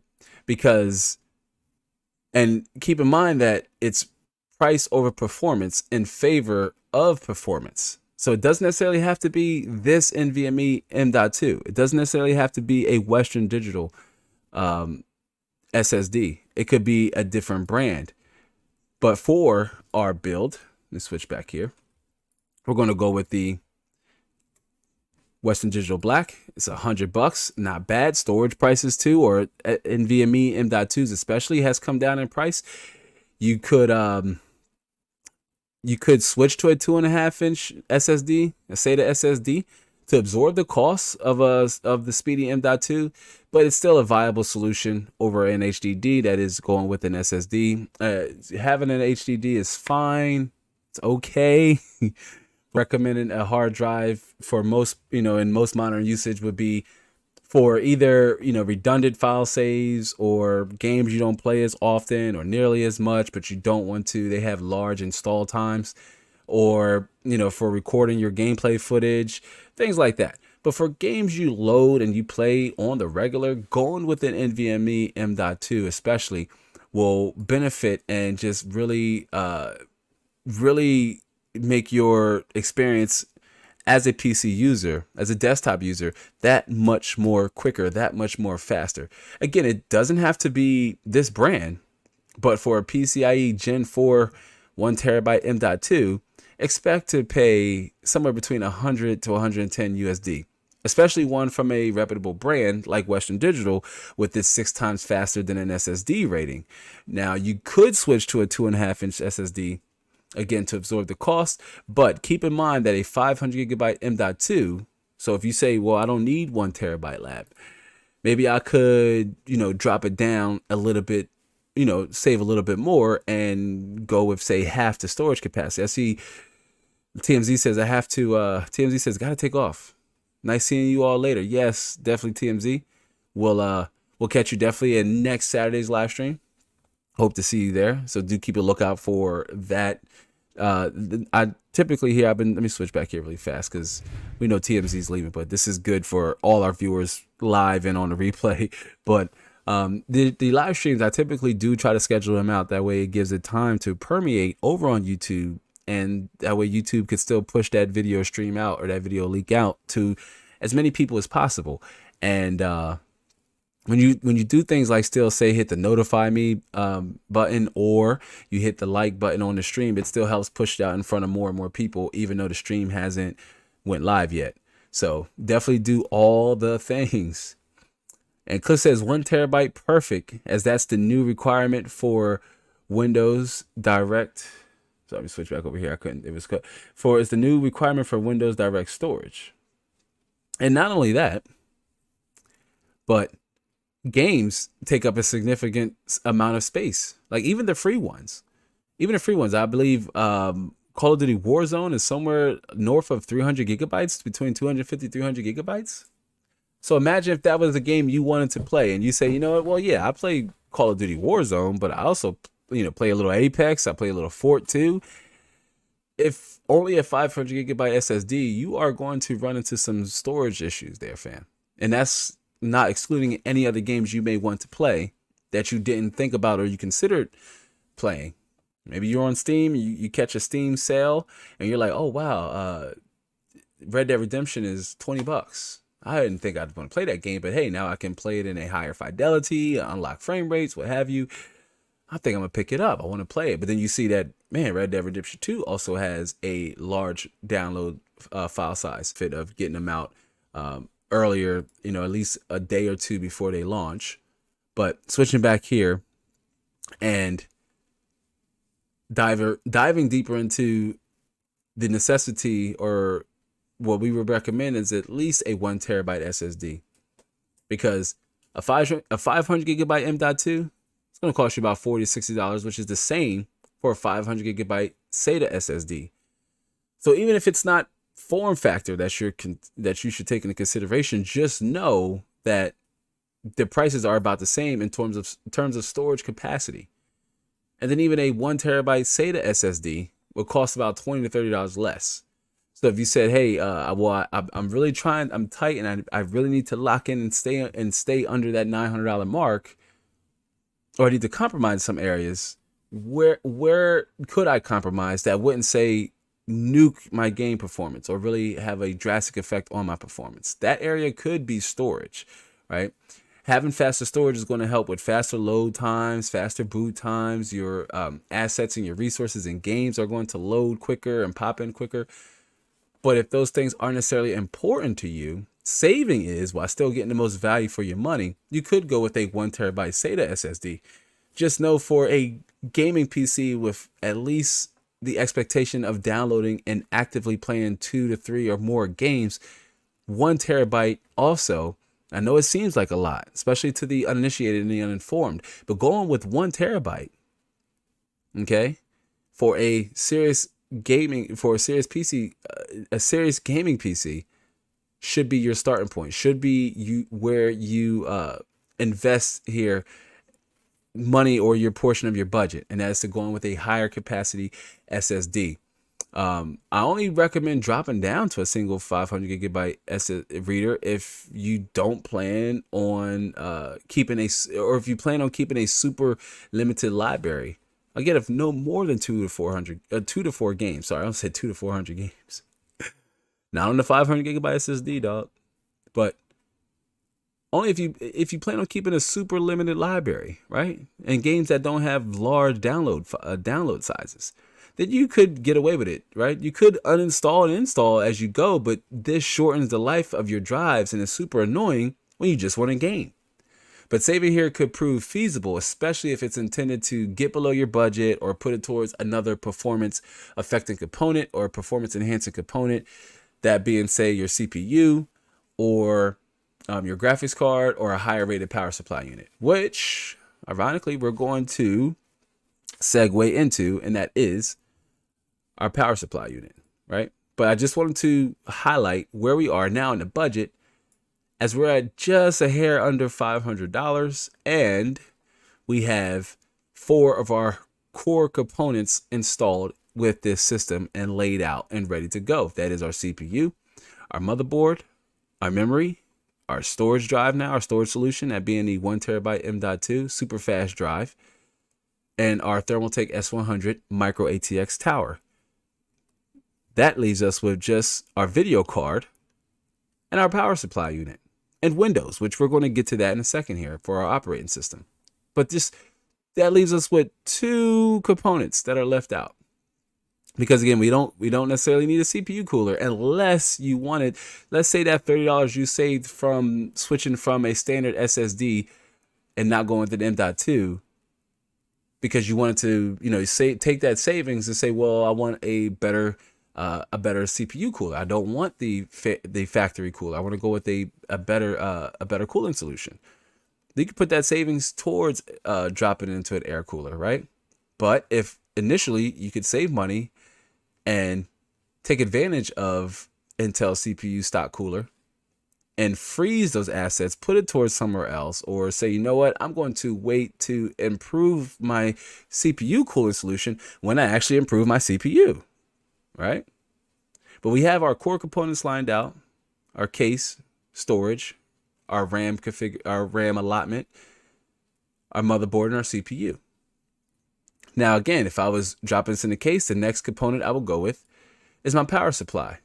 And now you want to take charge with a reliable and a high energy rating power supply unit. And to power this build, we're going with such a reputable brand, and that is the EVGA N1. Super affordable, super flexible, under 50 USD. There are some downsides with it that we're going to rock through here really fast. For example, for starters, it's not modular to begin with. It's not a modular power supply unit. Okay. Oh, jumping ahead there. It's not a modular power supply unit, but it does have 2 6+2 PCIe connectors for future expandability. Let's say RTX gets in a much better headspace that it is now, and you're able to pick up an affordable RTX 3080 at the cusp or the height of a future 40 series GPU launch, whenever NVIDIA wants to so graciously drop them on us, hopefully when they're in stock. But even better yet, you could pick up the now obtainable, just as complement a GPU that just could very much complement this system. And that's a 6700 XT. or 6800 XT. Those graphics cards are available at much better price than the RTX 3080. The RTX 3060 being a solid choice too, but we're going to go there as the video card is the last component.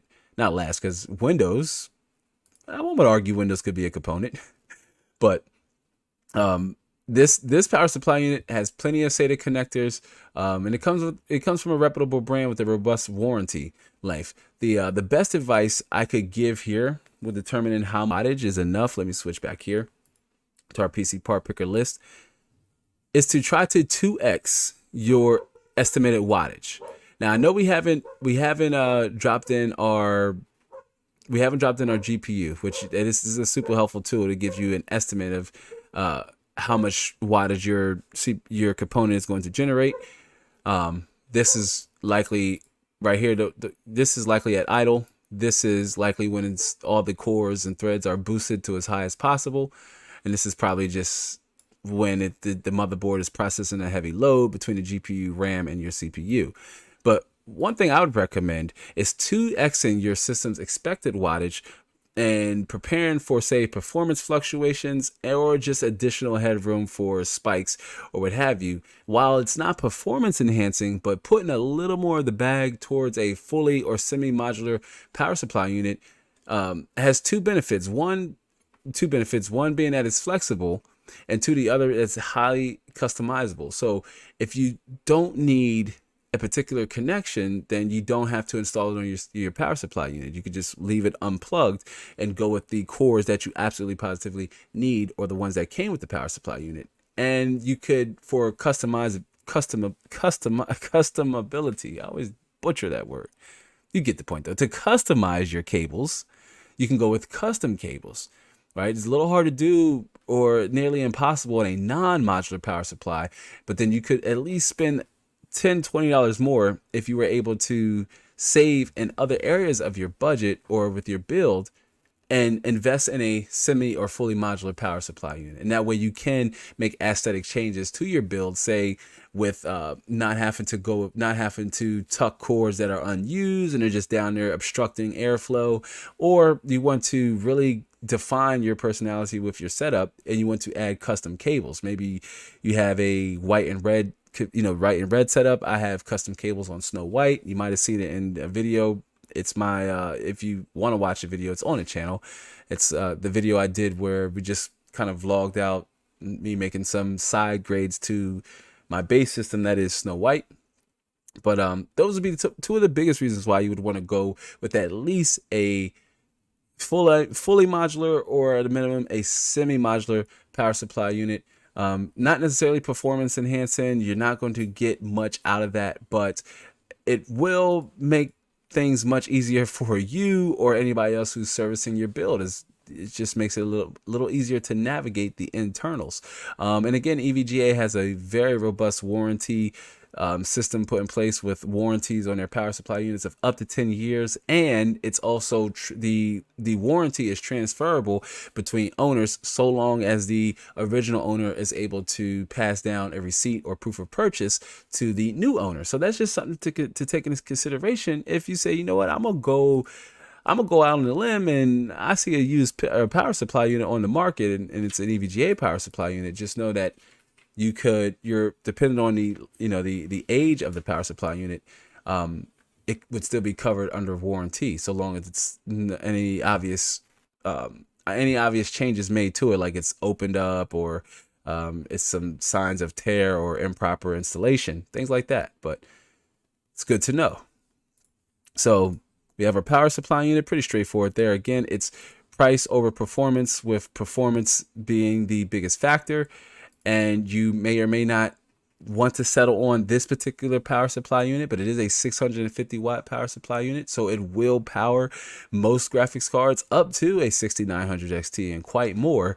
So should you want to add one in the future, again, because it has two 8-pin connectors, so you could even go with a GPU that might have, say, a 6+2 power requirement and a 6-pin power requirement. You could very much still use this power supply unit and will be able to use that graphics card should you want to upgrade it from the graphics card we're going to go with for this build, which we're going to get ready to segue over into now. It's the second to final component for this build, which still leaves us at $536, fam. And we just have to add our graphics card. We just have to add our video card and the, acquiring Windows 10. But we are down to our final component, and we've barely broken the halfway the $1,000 mark, which about a year ago from now, this budget was super hard to obtain simply because of the space that graphics cards were in. Even this graphics card that we're going with this build, one, it didn't exist, but if it did, it still would have likely been selling for 2.5 times its MSRP, as was the case for graphics cards that launched either in the Techdemic or before the Techdemic. So segueing over here to our graphics card, I'm going to add a switch back over here because I wanted to emphasize, as Cliff says, 6700 XT or 6750 XT. Close. They're very close. Man, Cliff hit that right on there. Cliff gets the air horn. That's dangerously close, but I'm going to take it one step further. WASD, Cliff. We're going to take it one step further. And we're going to go with it is a Team Red card, but it's neither of the two. It's a step down, and that is the 6600 XT. Why? Or non-XT. It could be either for this case, I'm trying to find the Gigabyte Eagle. This was the graphics card we went with. The Gigabyte Radeon RX 6600X. It's non-XT. I keep wanting to say XT. It's a non-XT. 8 gigabyte Eagle video card. So when it comes to your graphics card, you should stick to your budget, right? Let your needs guide you, and then buy the best performing GPU within your price range. One of the things that stands out with this graphics card, beyond its availability, is its super low price point. It's super low price to entry. And that is, it can be picked up right now for one of the largest online shippers and distributors on planet Earth, and probably any other planets if we colonize them. Amazon would be shipping on Mars too. You best believe it. They have their little space drones and shuttles dropping off little packages. But $299 for 6600 XT. And this is the best bang for your buck that you could possibly get for a system if you were trying to round it out at under 900 USD. Even with the paltry $5 promo discount. If we add that on, if you say this isn't applicable from where you're buying it, let's say Amazon, maybe Amazon doesn't offer this promotional discount with the particular component, which, let's see, it's probably Newegg. Yep, it's Newegg. Let's say you bought this graphics card from Amazon, or you got the same configuration. The price, they're within margin, right? And whoop, I lost our total price here. Here we go. $836. That leaves you with a $70 headroom. Should you say, well, no, I only have exactly 900. I can't go over that. That'll leave you with enough to get your Windows 10 key, which we're going to get to in a second. Get your Windows 10 key. But not only that, free up some of your budget to find ways to actually initially download games. We focus so much, or we think about having enough to acquire these components, but once they're all together, have we saved ourselves enough? Do we have enough left over to actually download and buy some games? We did a few videos and some live streams on, and here recently we definitely have, about how you can sign up for like Ubisoft Plus, or the Microsoft subscription model. EA has one. I mean, there's subscription models you can sign up for that you could get started for $1 in some instances, or $5 or $6 or $12, and you would have access to a wide range of games initially. Or if you wanted to pick up, say, a $30 game, or just say, you know what, no, I just want to play some of the freebies. I want to play some of the freebie games to get started out with. That's certainly an option too. But regardless, you have flexibility in your budget with going with this particular graphics card. Now, I say stick to your budget and let your needs guide you, and then buy the best gaming GPU within your price range. Consider these things here. Do you need the fastest or the best for your games you want to play? Do you need 16 gigabytes of VRAM, or do you only need less than 8? Should you get an NVIDIA card or a Radeon-based graphics card, AMD? Whichever one offers the most value for your money makes the most sense here. And to stay under $900 or for a $900 budget, that leaves us with a little over $300 for a video card, making the RX 6600 the right choice as a video solution. In terms of games and what it's capable of achieving or pull it off, well, for starters, you have a wide range of graphics settings, mostly at 1080p. This is predominantly a 1080p card, as is a good starting resolution for most, new PC gamers, those who are making their initial leap onto the platform, or even if you're upgrading from an older GPU, an older generation, you're still on, say, 1080p. This graphics card slightly faster than an RTX 3060, slightly faster, and even games where the RTX 3060 is surpassing the 6600, it's within 5 to 10 frames, so it's almost within single-digit frames where it's faster. But most importantly, the Radeon RX 6600 costs about $150 less than an RTX 3060. If you had the means within your budget to say, you know what, no, I want a faster graphics card, I would rather go with the 3060, then you certainly can, especially if you made a business choice to add to your budget or sacrifice in some areas. You certainly could. But this is a 1080p graphics card, support for multi-monitor. If you wanted to say have a card that has support for 2 HDMI right here, you can go with HDMI or 2 display ports if you wanted to switch it up.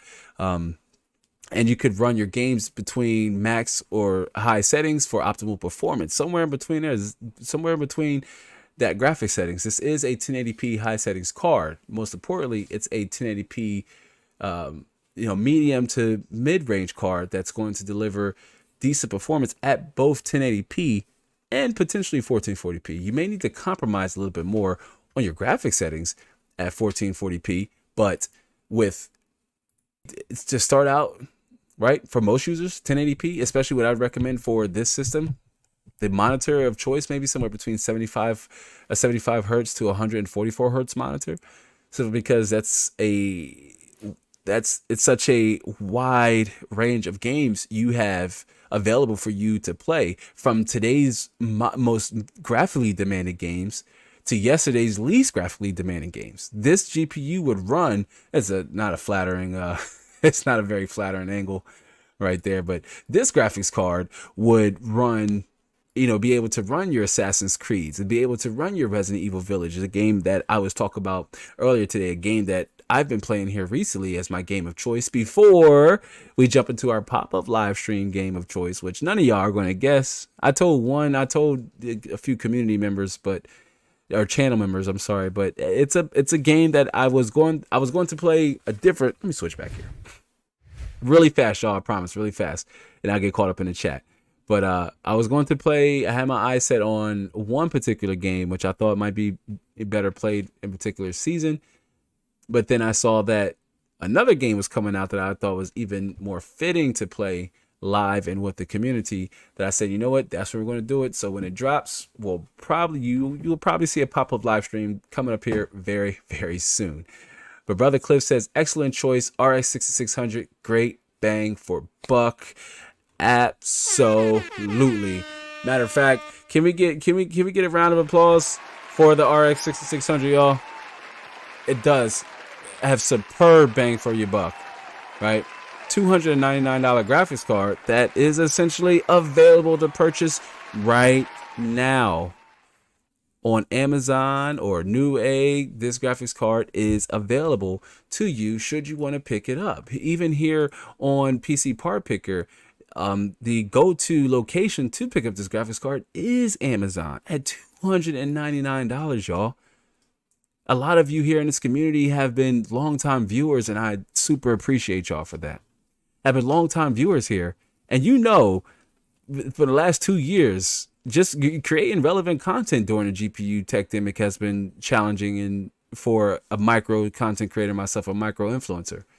But 2 years ago, 3 years ago, you couldn't find a GPU for this price. Hell, you couldn't find a GPU for this price on the used market, and a GPU whose price to performance, whose bang for buck was tainted and affected by scalpers, chip shortage, political dogma, all the things. Okay, even on the used market, finding a $300 graphics card was an endeavor that typically led to frustration. New, very rare. Okay, even to a point where 1050 Ti's new were hard to find. I mean, your only choices were like GTX 1030s and RX 550s. Not bad cards for your 720p, 1080p gamer for Minecraft and Roblox, to say the least. Okay, it was not easy. Not easy at all.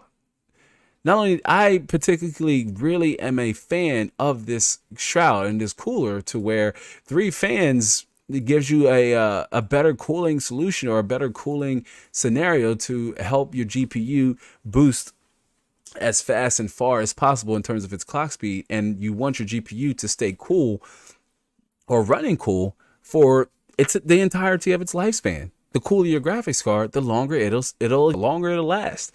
We talked about what are the 2 core component killers? Heat and dust.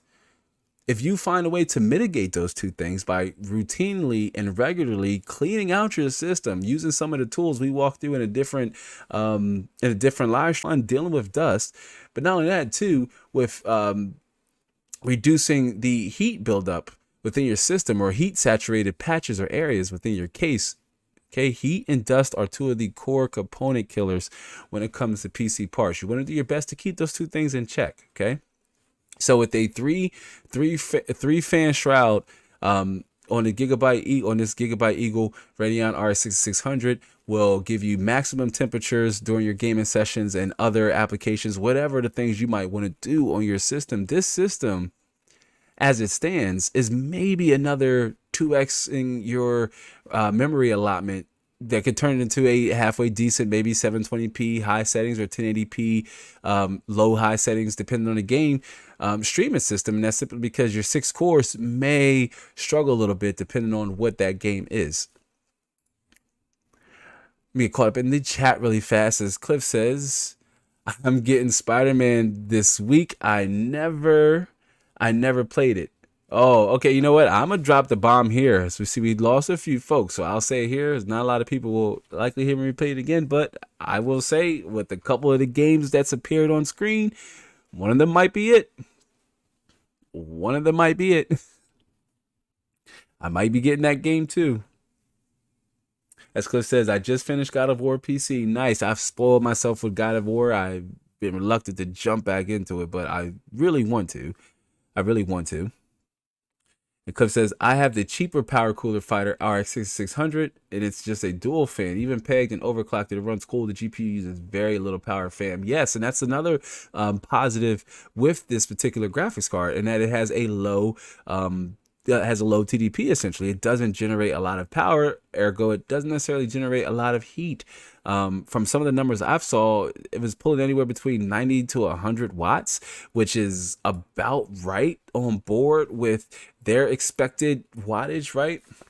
And again, this is just an estimate. It's not verbatim. It's just an estimate, but it is a good tool to keep you informed throughout this process. Okay, I would start and looking at these numbers, because these numbers are indicative or more representative of the actual load a gamer is going to want to put on their PC, on their system. If you're gaming, yes, chances are more often than not you want your GPU, leading the charge, right? You want your GPU absorbing most of the taxing of your hardware to produce a smooth gameplay experience. But the RX 6600 again makes the most sense here to keep your budget under that $900 mark. If you had, say, hold on, Lab, I got another 150 I can put towards here, then consider bumping up to a 6800 XT or a 6700 XT, and that way 1080p would definitely be a starting point for you, a resolution starter point for you, But you can also take it much further and dive into 1440p with that 16 gigabyte of VRAM and a slightly faster GPU core on the 6700 XT. Certainly an option, but if you said, no, Lab, I got 900, I want to buy today and I want to build tomorrow. I got all my parts from Amazon. I'm going with 2 days, same day shipping, or everything is going to be here in less than 5 days. I'm locked and loaded. I can't wait another minute. I want to play some God of War on the PC, or I've been a long time Xbox user. I don't have a PS4. I want to play some Spider-Man. I want to play some Days Gone. I want to play all the games, and I want to play them in the best way possible, because that's experience on a PC. Again, if your budget is at that flexible starter point of 900 USD, then fam, get it started with the RX 6600 XT. Very capable graphics card at both 1080p and compromising in some graphic areas at 1440p. Should you want to make that generational leap to a higher resolution. Okay, again, it's slightly faster than RTX 3060, not as fast. It's slightly faster than the 3060, and yes, the 3060 has 12 gigabytes of VRAM instead of the 6608, but still, the RTX 3060, even with its 12 gigabyte VRAM buffer, doesn't really help it all that much when you transition over to, say, 1440p from 1080p. You still need to compromise on some of the graphics settings, making that 12 gigabyte VRAM buffer null and void, because you're not really trying to push the VRAM allotment. So again, if 1440p isn't something you're remotely interested in, you say, 1080p is something I can get behind, I'm okay with that, then the RX 6600 is the best bang for your buck. It makes the most sense. It provides the most value for your money. If one would say, well, which graphics card should I go with? Should I go with the NVIDIA, an RTX 3060, or a 6600, and 1080p is your primary resolution? The 6600 makes the most sense for your budget. Okay, it's a quality graphics card, modern quality graphics card. You can maximize technologies like FS Fidelity, Super Resolution, AMD's version of DLSS. Should that be something you're interested in?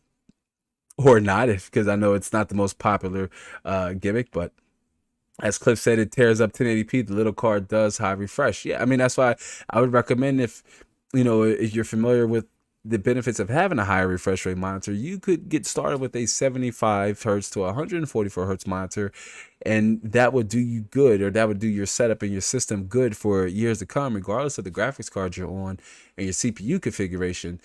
Even better when you say prepare to upgrade to an i7 on the 13th generation Raptor Lake, or you stay on 12th generation and you upgrade to an i7, a 12th generation i7, like a 12700K.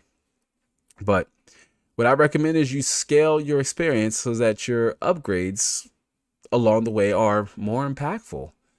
Okay, and that's starting with a capable graphics card like the RX 6600, and upgraded down the road should you feel the need to, should you want to scale your experience, if you will, like I mentioned. And that way your upgrade will mean so much more, say going from a 6600 XT to even a 6900 XT, should prices come down even more when the 7000 series launches, RX 7000 series launches, and the graphics cards like the 7900 XT and the 7700 XT. Wow, that's going to be a mouthful. But graphics cards like those drop, and say you're ready to make that generational leap up, and you have the power requirements, the necessary power requirements to run those graphics cards, then the scaling your performance that way is so much more impactful, because you're actually noticing the difference in performance. Maybe you say, oh, I couldn't run this game at 1080p high settings at 60 FPS or more, or the 6600 XT, for example, will run Red Dead Redemption 2 at max settings at over 60 FPS at 1080p. So if that's a game you're interested in playing, no, hey, I can get a stable 60 FPS and still run my game at max settings, still get all of the eye candy without compromising on anything. That solid price to performance for the graphics card that comes in at $299 USD, and that brings your system to well under $900, fam, with additional headroom. And even still, let's say you had like $800 to work with, and you say, Lab, how can I get that under? I need to save about 40, 50 bucks. You would need to, chip away in some areas, but you could do so by, say, maybe changing your case or opting out for NVMe M.2 with our, like we did here with our Western Digital Black SN770, and maybe a lower rated power supply unit. If you really need to drop the budget but not change any of the core components that really make up this system, you can even drop to, say, an i3 12100F if you don't need a CPU that has as much processing power as the 12400F, the i5, with its 6 cores and 12 threads. Sparta Rules is in the house. It's good to see you, Sparta Rules. Sparta Rules gets the air horn. What's happening, Sparta Rules? Sparta Rules is also a channel member, so I'd like to take the moment out here really fast to give Sparta Rules a special shout out for being a channel member and supporting the channel in a reoccurring manner. All contributions really help in a really big way, large or small. So thank you again for being a channel member, and for all other channel members. And if you are considering being a channel member, just know you can unlock exclusive perks and bonuses, and also access to exclusive content, which will flow out more as we get more channel members to come on board. And of course, with the call-in show, the members only call-in show, which is set to return right alongside the live XP. But it's good to see you, Sparta Rules 1993. Sparta Rules just recently received Lord Vader back. If you haven't seen that video, it's a little lengthy. But I highly recommend you give it a watch. Still a very solid story, especially if you were present for part 1, which, shameful plug once again, if you would watch them in the correct order, I would say watch the mini ITX build story part 1 first, and then watch the follow-up we did with I just published. I believe it was last week. It's a lengthy one, but fire back, give it a look-see, give it a listen, and check it out. You can find it in the most recent uploads. But Sparta Rules just got Lord Vader back. Curious to know, Sparta Rules, how you enjoying it? Let us know.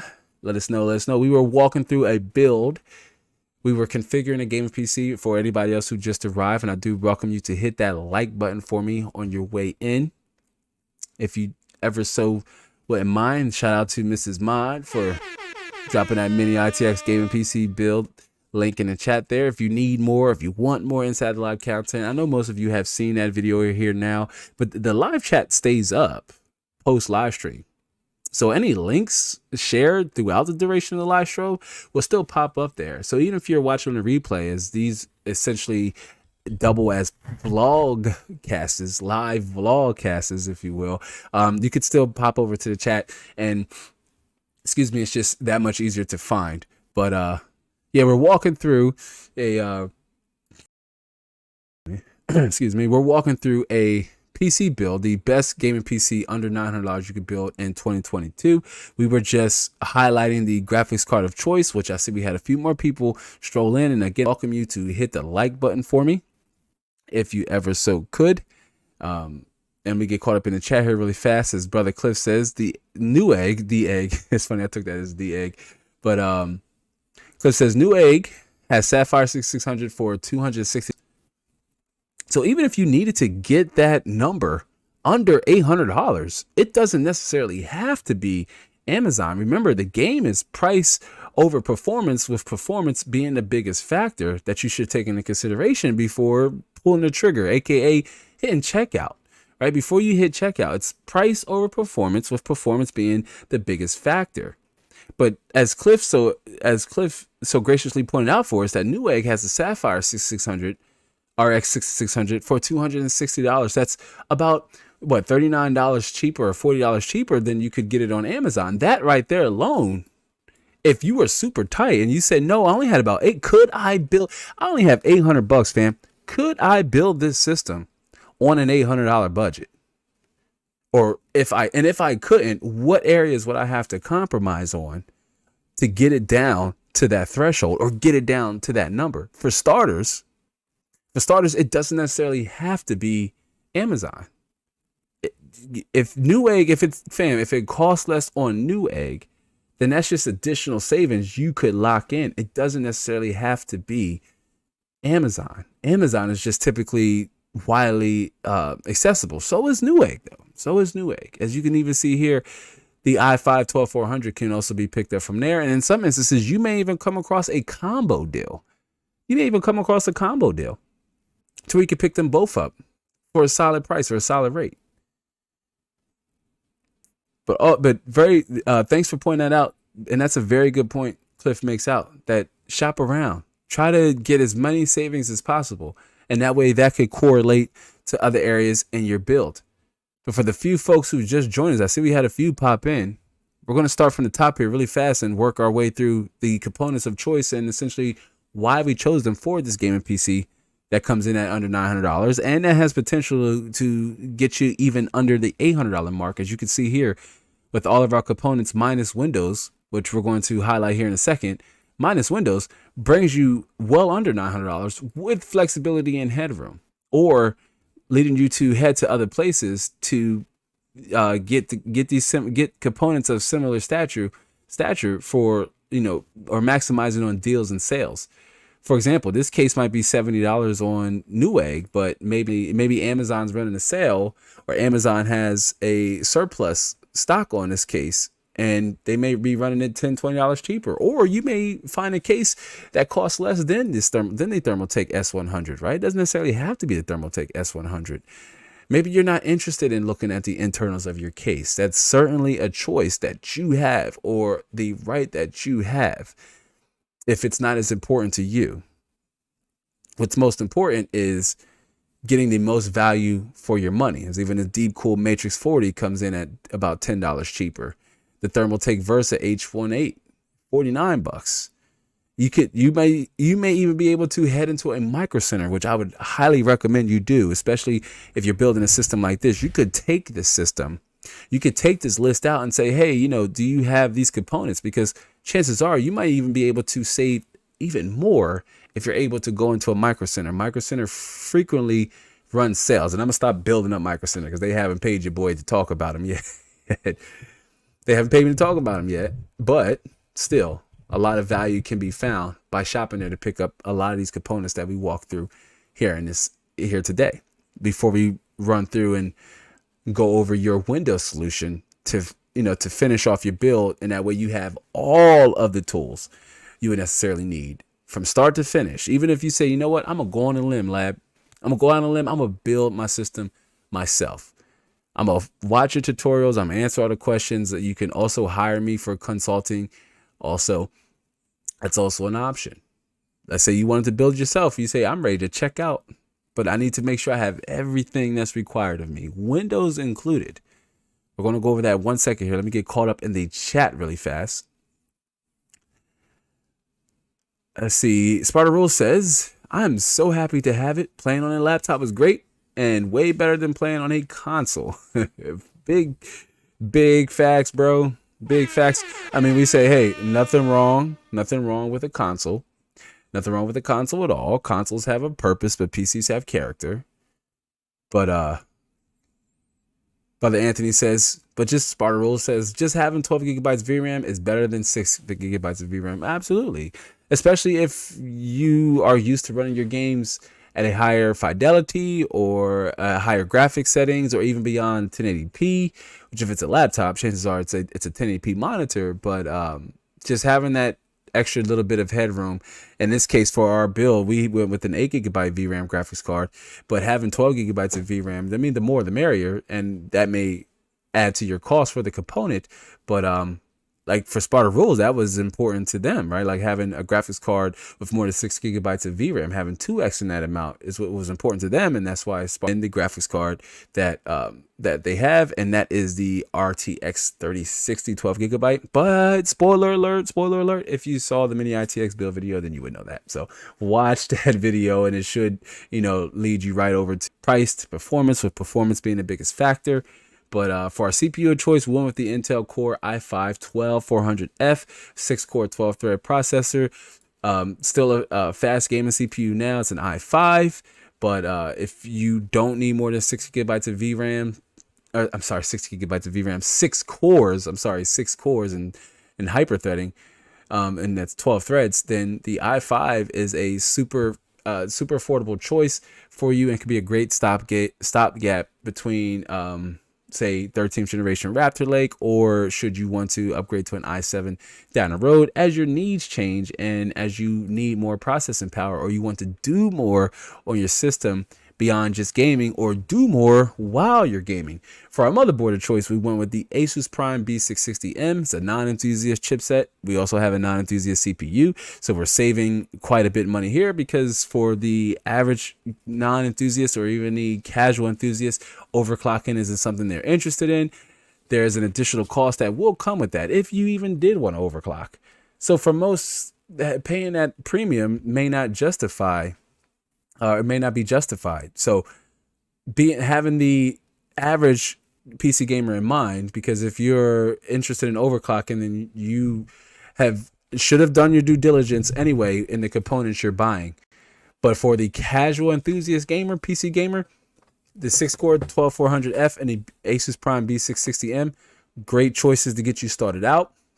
The B660M, we didn't go with Ryzen here because the AM4 socket won't necessarily be dead, but the future is in AM5, unless I had a predicament in the video I did after the AMD keynote. But rumor has it that AMD is going to introduce what I thought would be like an AM4 Plus or intermediary chipset between AM4 and AM5 to not completely exclude AM4 or to leave it dead in the water. But the Asus Prime B660M could very much be a BIOS update away from supporting 13th generation Raptor Lake, as LGA 1700 socket will support the next generation Intel lineup of CPUs. So this will give you more freedom and flexibility to upgrade in the future, 6 to 7 months, should your needs outgrow the i5 12400F and you need a little bit more computing power or processing power from your CPU. Memory, we're going with a 16 gigabyte kit of DDR4 3200 megahertz Team Group T-Force Falcon Z. I kept butchering that name earlier. I almost did, as you could hear, but I kept butchering that name earlier. We went with 16 gigabytes is because, one, memory is super cheap right now, super affordable. 16 gigabytes should be the standard now for most serious gaming PCs, especially when you're going with this PC that has a dedicated video card. 16 gigabytes should be your starting point. I wouldn't invest any less or compromise in any other areas in this area, because this will have a drastic impact on your performance should you try to cheap out and say only go with 8, and then you can't understand why you spend all this money and your system isn't performing as it should. And then for storage, we went with the Western Digital Black SN770. It's a 1 terabyte M.2 NVMe, super fast, 6 times faster than SSD or SATA. Also as PCIe Gen 4 compatible. So super fast there. 1 terabyte is another starting point we recommend here, especially if you plan on keeping a dynamic library, like a library of at least 5 or more games. And even then, 1 terabyte may or may not be enough depending on the games. Remember, the freebie games normally take up the most amount of space from what we can see. So, and again, I only recommend dropping down to 500 gigabyte here to save a little bit of money. If you don't plan on, or if you plan on keeping a super limited library and you don't plan on playing no more than 2 or 3 games or having no more than 2 or 3 games installed at a time. And then for our graphics card, we went with the Gigabyte Radeon 6600, the 8 gigabyte variant. Again, it's slightly faster than an RTX 3060 in most instances. In instances it's not. It's about 5 to 10 frames, slower. This graphics card didn't exist initially when the RTX 3060 came out, so the RTX 3060 made the most sense. But now you can pick up the RX 6600 for about $150 less than the RTX 3060. So unless, for example, Sparta Rules really wanting and needing 12 gigabytes of VRAM, unless that's something that really mattered to you and to your experience, then going all in there, of course, makes sense for your personal needs. But if not, if you know that 1080p is your target and 60 FPS max settings in most of the games you play is also your target range, then the RX 6600 makes the most sense here for your budget, simply because it costs $150 less, so you can get performance similar or equal to the RTX 3060 at a much lower price, at a significantly lower cost. And that $150 difference, if you went with it initially, would put you over the $900 mark, and you wouldn't really get that much more performance out of the card. So again, scale your experience so that your upgrades are way more impactful. Start with the 6600 then you can always upgrade or side grade to a beefier graphics card. Then for our case, we went to Thermaltake S100. It's a micro ATX mini tower case. Again, here it could be purely subjective. You know, your case defines your setup or your personality. So depending on what you may want in a case, I just highlighted 3 key factors you should look for, and that's you want to invest in a case that has optimal directional airflow, that has quality build materials, so solid metals, tempered glass, and that's expandable. One that supports larger size components, bigger PSU, a motherboard, and radiator and fan sizes.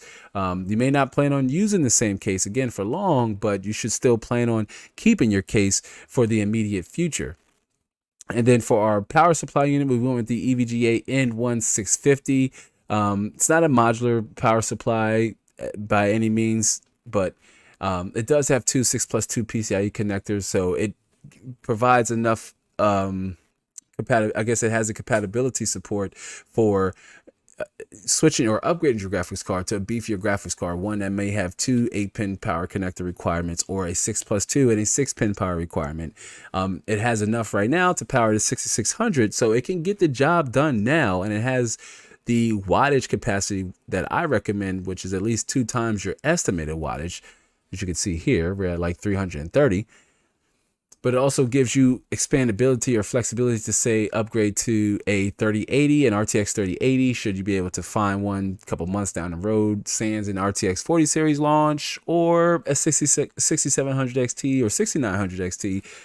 If 7000 series is, if you're priced out of 7000 RX 7000 series lineup of graphics cards that AMD is set to release probably Q3 or Q4, or RTX 40,000 series, which NVIDIA released around that same time. If those graphics cards, you know, are out of your price range, then don't ignore the power of the used market or even the overstock of these graphics cards coming down in price as well. So just know you will have the power supply unit to power those graphics cards. And again, if you have, for example, we were able to save, you know, we're a little under $900. So after we add our Windows 10 key, you still have a little bit flexibility there if you can and when you can.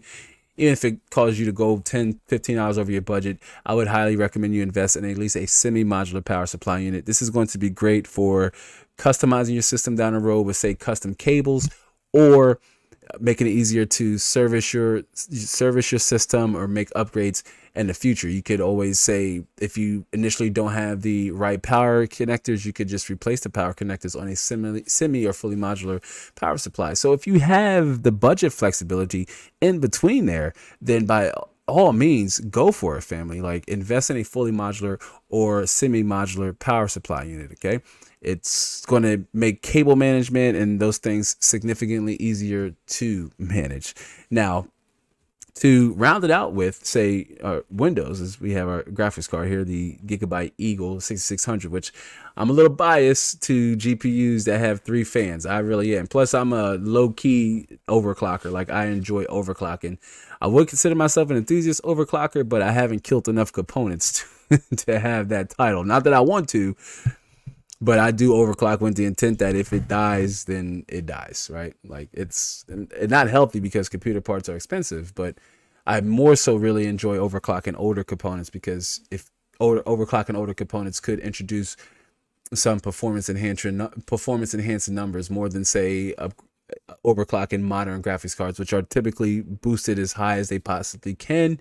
And for example, the RX 6000 series lineup of graphics cards surpassing the 2400 megahertz frequency clock, which is about 300 or 400 megahertz higher than what most RTX 30 series cards are running out of the box. They typically top off somewhere between 1920 or even a little over 2000 megahertz in most instances. But the RX 6000 series graphics cards are screaming past 2400 megahertz in most instances. So I do like overclocking, but overclocking modern components may not introduce enough performance, and what may not introduce enough performance to necessitate the overclock, because with the overclock is going to come some other caveats: increased heat and voltages, to name a few, and even potential system instability. But for Windows 10, you can pick up a copy of Windows for under 25 USD. You can get a Windows 10 key for, in most cases, under 20 bucks, even depending on the website you go with. Now, what I would recommend, they did sponsor a video a while back, but that's a Windows 10 key from cdkdeals.com. You can find the link down in the description box below or in the pinned comment section, but it's there now. If you say, hey, I need a Windows 10 key, maybe you have a system where Windows was never activated on it. You could still use their Windows keys to activate Windows if it's already installed on the system. They work. I stand by them. I haven't had an issue with their Windows keys not working. The only time, and it was on my personal system, that I had a weird message, I called Microsoft and they walk you through the process and they activate it for you. No questions asked. You don't have to do anything. So if you want to save on a Windows key, you necessarily don't have to go out and buy the $100 for I guess you could say a personal use, right, to Windows. You can just pick up a Windows 10 key, create a Windows installation media with a USB that will require you to have access to another computer, if you will, or you can look to have a professional do it for you. But you don't even necessarily need a Windows 10 key initially at the point of building your system. Yeah, you may not be able to do some things like change the wallpaper. You may not have access to some Windows features, but the OS will perform and operate as it should. You may have a annoying message pop up down there at the bottom of the right hand of your screen as well. But again, you don't necessarily need a Windows 10 key. Okay, it's something you don't necessarily have to worry about, to where even if you didn't have another system to create that Windows 10 media installation disk, and you say, hey, I only have this PC, right? I don't have another way to, say, install Windows 10. Then fam, another access to another computer or laptop, or you can go to a friend or fam's house. It's super easy to create one. I also have a guide over on our website. Let me switch back here really fast. We had a few people stroll in. Hit the like button for me on your way in. If you can't stay, I totally understand. Oh yeah, our live streams typically go on for quite a while. We're getting back into that because the conversations be on point, family. They be on point, but it's not hard to create a Windows 10 installation media. Okay, you just need a USB and you need to change the format of the drive to a FAT32. But if you use another, if you have access to another computer or another laptop, and you can create your Windows 10 media installation disk, and you wouldn't necessarily need the Windows 10 key initially, but you would need it to install Windows. Now, if you want to go out and buy the $100 Windows 10 key from like Microsoft or what have you, Amazon, then by all means, that's a business decision that you can make. The one caveat, it's expensive, but it will come with the USB installation media to OS, and you want that OS to be Windows, you want that OS to be Microsoft Windows, then head to cdkdeals.com, look for a professional or home Microsoft Windows 10 key, use the code CT20 to get 20% off, and it'll cost you, actually you'll save even more. I believe it'll come to about $17 or $16 for a Windows 10 key. Not bad. Super huge savings there, and it won't necessarily affect this right here. The bottom line, or the most important avenue, or the most important part with your build. It won't affect this part right here, y'all. This gaming PC came in at under 900 USD. Low wattage, it won't generate a lot of heat. Has a small footprint with its micro ATX mini tower case, so it could fit in tight places if you don't have if you're not working with a lot of space, right? This system will get it done. Because if there's one thing you take away though, if there's one thing you take away from this video show, is this: the hardest step to getting into PC gaming is getting started. And you can get started with building this system for under 900 USD. A dynamic 1080p high settings, max settings gaming PC that can get it done now in the future. Won't be irrelevant anytime soon. One that has the necessary internals to provide a robust gaming experience. From 1080p to 1440p to max settings to high settings. there ain't a game this system wouldn't be able to run, especially when we say playable. Assassin's Creed Valhalla, Cyberpunk 2077, any graphically demanding game you can think of, The Witcher 3. This system would run all of those games, 60 plus FPS or more. Days Gone, all the games, God of War, it'll run. This system will run those games at a high fidelity and a high refresh rate, leaving you with a monitor somewhere along the lines of with a refresh rate of 75 hertz to 144 hertz. Very good monitor that monitor would complement this system in a really huge way. Again, the hardest step to getting into PC gaming is getting started. Knowing, let's say, where to get the right components, what components to get. When it boils down to it, and I hear clients ask that question, I think what it more so equates to is, how much money should I spend? Or more, and most importantly, if I only have an X amount of money, let's say that's $900 USD. Again, depending on your currency, that might be more or less, give or take. But let's say that budget, that fixed number is $900, $855. You got $898 in your bank account that you set aside to buy PC stuff, to buy a gaming PC, to buy parts for your gaming PC. Because you're serious about getting into PC gaming, or you're serious about launching that, your streaming ambitions. Maybe you want to stream over on Twitch, or you want to stream right here on YouTube. You want to stream some games. So you're saving up for the tools that are required to get the job done. This PC and its introductory budget will get the job done. It's super flexible, y'all. Super flexible, and all the components are super available. Even more important, super flexible, super available. But man, all right, y'all. With that out of the way, I think it's slowly time to end the ride. Feels good being back live. It sure does. It sure does. Before we do our closing shout outs, I just wanted to put in a few reminders or plugs. First and foremost, to our replay viewers. If you made it this far, I do like to shout out our replay viewers. Sometimes the live streams do get a little replay love, but they are super long in length. They're like, during their Marvel movies at this point, or just as long as a feature full length movie. But to our replay viewers, if you made it this far, again, if you have any questions about this build or any of the components we walk through, from the i5 12400F being a better decision over an AMD Ryzen 5 3600 or 5600, to why we went with, or why we chose the B660 Asus Prime B660 chipset, to the RX 6600 being a graphics card that is exemplary for gamers who are on a focused budget or a tight budget, but they still want to get the most value for your money in the graphics department area, or the graphics card department. I said graphics department. Nah, it's because I'm getting hungry, y'all.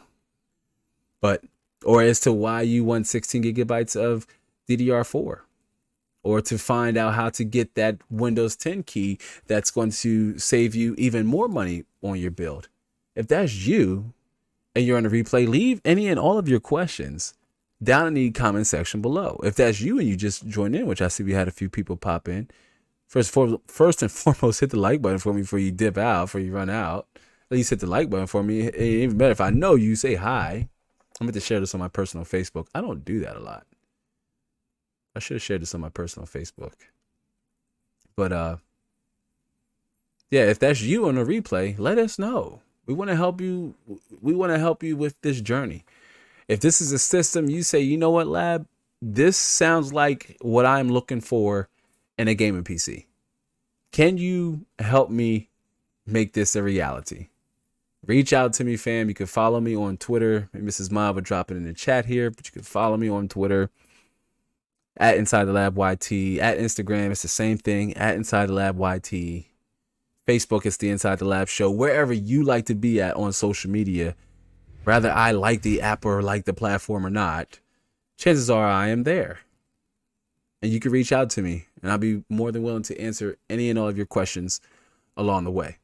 If you're interested in supporting the channel, a few ways you can do so: by picking up some Inside the Lab merch, which is a really neat new feature, but you should be able to, I'm gonna make sure I'm pointing down the right area, but right underneath the description box below, you should see a merch shelf with some of the highlighted merch we have that's available to purchase, with additional over on the Spring site. But if you want to pick some up, if you see something down there you like a Inside the Lab sticker or a t-shirt, you really want to support the channel and my multi-year long path here to being a full-time content creator, it's a small but super meaningful and impactful way to do so. Of course, subscribing, liking, and commenting and engaging with the content is super helpful, but subscribing as a channel member and joining our channel member club also helps in a really big way, as it allows us to unlock more stickers and other cool perks, which I've been toying with the idea of even introducing, or I will most likely do maybe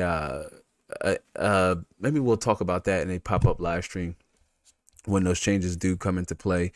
Maybe make them changes. But for our replay viewers and even for our live viewers now, if you have any questions about this build that we walk through, reach out to me. I would love to help you get started. I would love to help you make the transition over and onto this platform, as it is the best way to experience video games. Games are made on computers. Games are made on computers or computers. Consoles are made for those who don't want to play on computer, but the games are predominantly made for computers. They're made on computers for computers. PCs have character, consoles have a purpose. Where you lie in between is certainly up to you, but you can get started. Don't let your budget hamper you or interfere with your thought process of what it takes to playing games on a PC. Okay, I led off in the beginning of this live stream by saying, to most people, to many, I know myself included, gaming is a highly therapeutic experience. There's certain stimuli that's processed and activated in the brain, certain dopamine chemicals that are, secreted in the brain, that brings levels of highs and lows that can only be had when you're accomplishing puzzles in a game, or you won an intense firefight in a game where you solved the puzzle, or there was a really unique action sequence. Uncharted, I'm looking at you, which 1340 by 1440p max settings, I'll wait. Imagine how great that would look to be able to run or play that game in an unlocked frame rate. Much like I keep saying Days Gone. It's a game I really wanted to play. I really wanted to play it on PS4, but I wasn't gonna bring myself to buy a PS4 just to play exclusive. I can't do that. I bought a Nintendo Switch because I wanted to play multiple Nintendo exclusives, and that's the only way you can experience Nintendo games is by buying a Switch. Want to play Super Smash Brothers? Got to buy a Switch. You want to play Pokemon Scarlet, Violet, and Sword and Shield and Arceus? Gotta buy a Switch. Want to play Mario Kart? Gotta buy a Switch. You may be able to run mods, and that's certainly a workaround, but to play those games as intended, you want to buy a Switch. It's always been that way. But all right, y'all, I think the ride is slowly coming to an end. Shout out to everybody who was able to pop in today. I'm just going to do some quick closing shout outs. Shout out to Brother Sparta Rules 1993, also for being a channel member. WASD Moves, Brother Cliff, 2 longtime viewers here on the channel. TMZ, the Mrs. Zombified, another longtime viewer here on the channel, for stopping by. Thunder as well popped up and came through for us today. Let's see, let's keep going. Donker, who never told us what CPU they were using, but shout out to you, Donker. I don't know what happened to you, fam, but if you're lurking, listening, hit me up, man, on Instagram. I'd love to help you, but I need more context. Ron, it was good to see you, Myron. Thanks for stopping by and supporting the channel. Bad Habit was in the house. Live Streaming Tech was in the house. 2 creative friends of mine, or Live Streaming Tech is a creative friend of mine. And Bad Habit, another long-time viewer. And of course, Mrs. Mod for keeping the conversation ongoing and strong. So shout out to all of y'all. If you were still here during the closing shout outs, let me know in the comments. I see a few people popped in. Hit the like button for me. Oh, don't just pop in and bounce. Wrong signals to YouTube. Hit the like button for you, bounce. Hit the like button for me. If you popped in towards the stream and if you popped in just now and the stream is ending, then I highly recommend at its conclusion, start from the beginning, about 10 minutes in. Conversation's super good. Share this video with a friend or fam who you think it might be helpful or beneficial to them, to helping them make a conscious decision with their buying power or with getting the necessary components they need to build the game PC. Share this video out with a friend. You know, you never know, how it could help them within their journey. If they have any questions, send them my way. All the links are in the chat here. And again, it's just a very friendly reminder. All the links to the components we walk through will be able to be found. Jeez, we almost made it, y'all. Almost made it through the stream without dropping the ball and fumbling the ball and messing the words up. But all the products listed and mentioned in this video, from Windows 10 to the i5 Core i5 12400F to the Asus Prime B660M memory, all the components that we discussed in this live stream can be found in the description box and in the pinned comment. Fair warning though, they are affiliate links. Support the channel. Another way to support the channel in a really small but significant way. And with that out of the way, thanks for hanging out here during this YouTube live. I do hope to catch you all in the next one, and stick around for the credits if you haven't seen them yet. But I do hope to catch you all in the next one. So until then, be easy.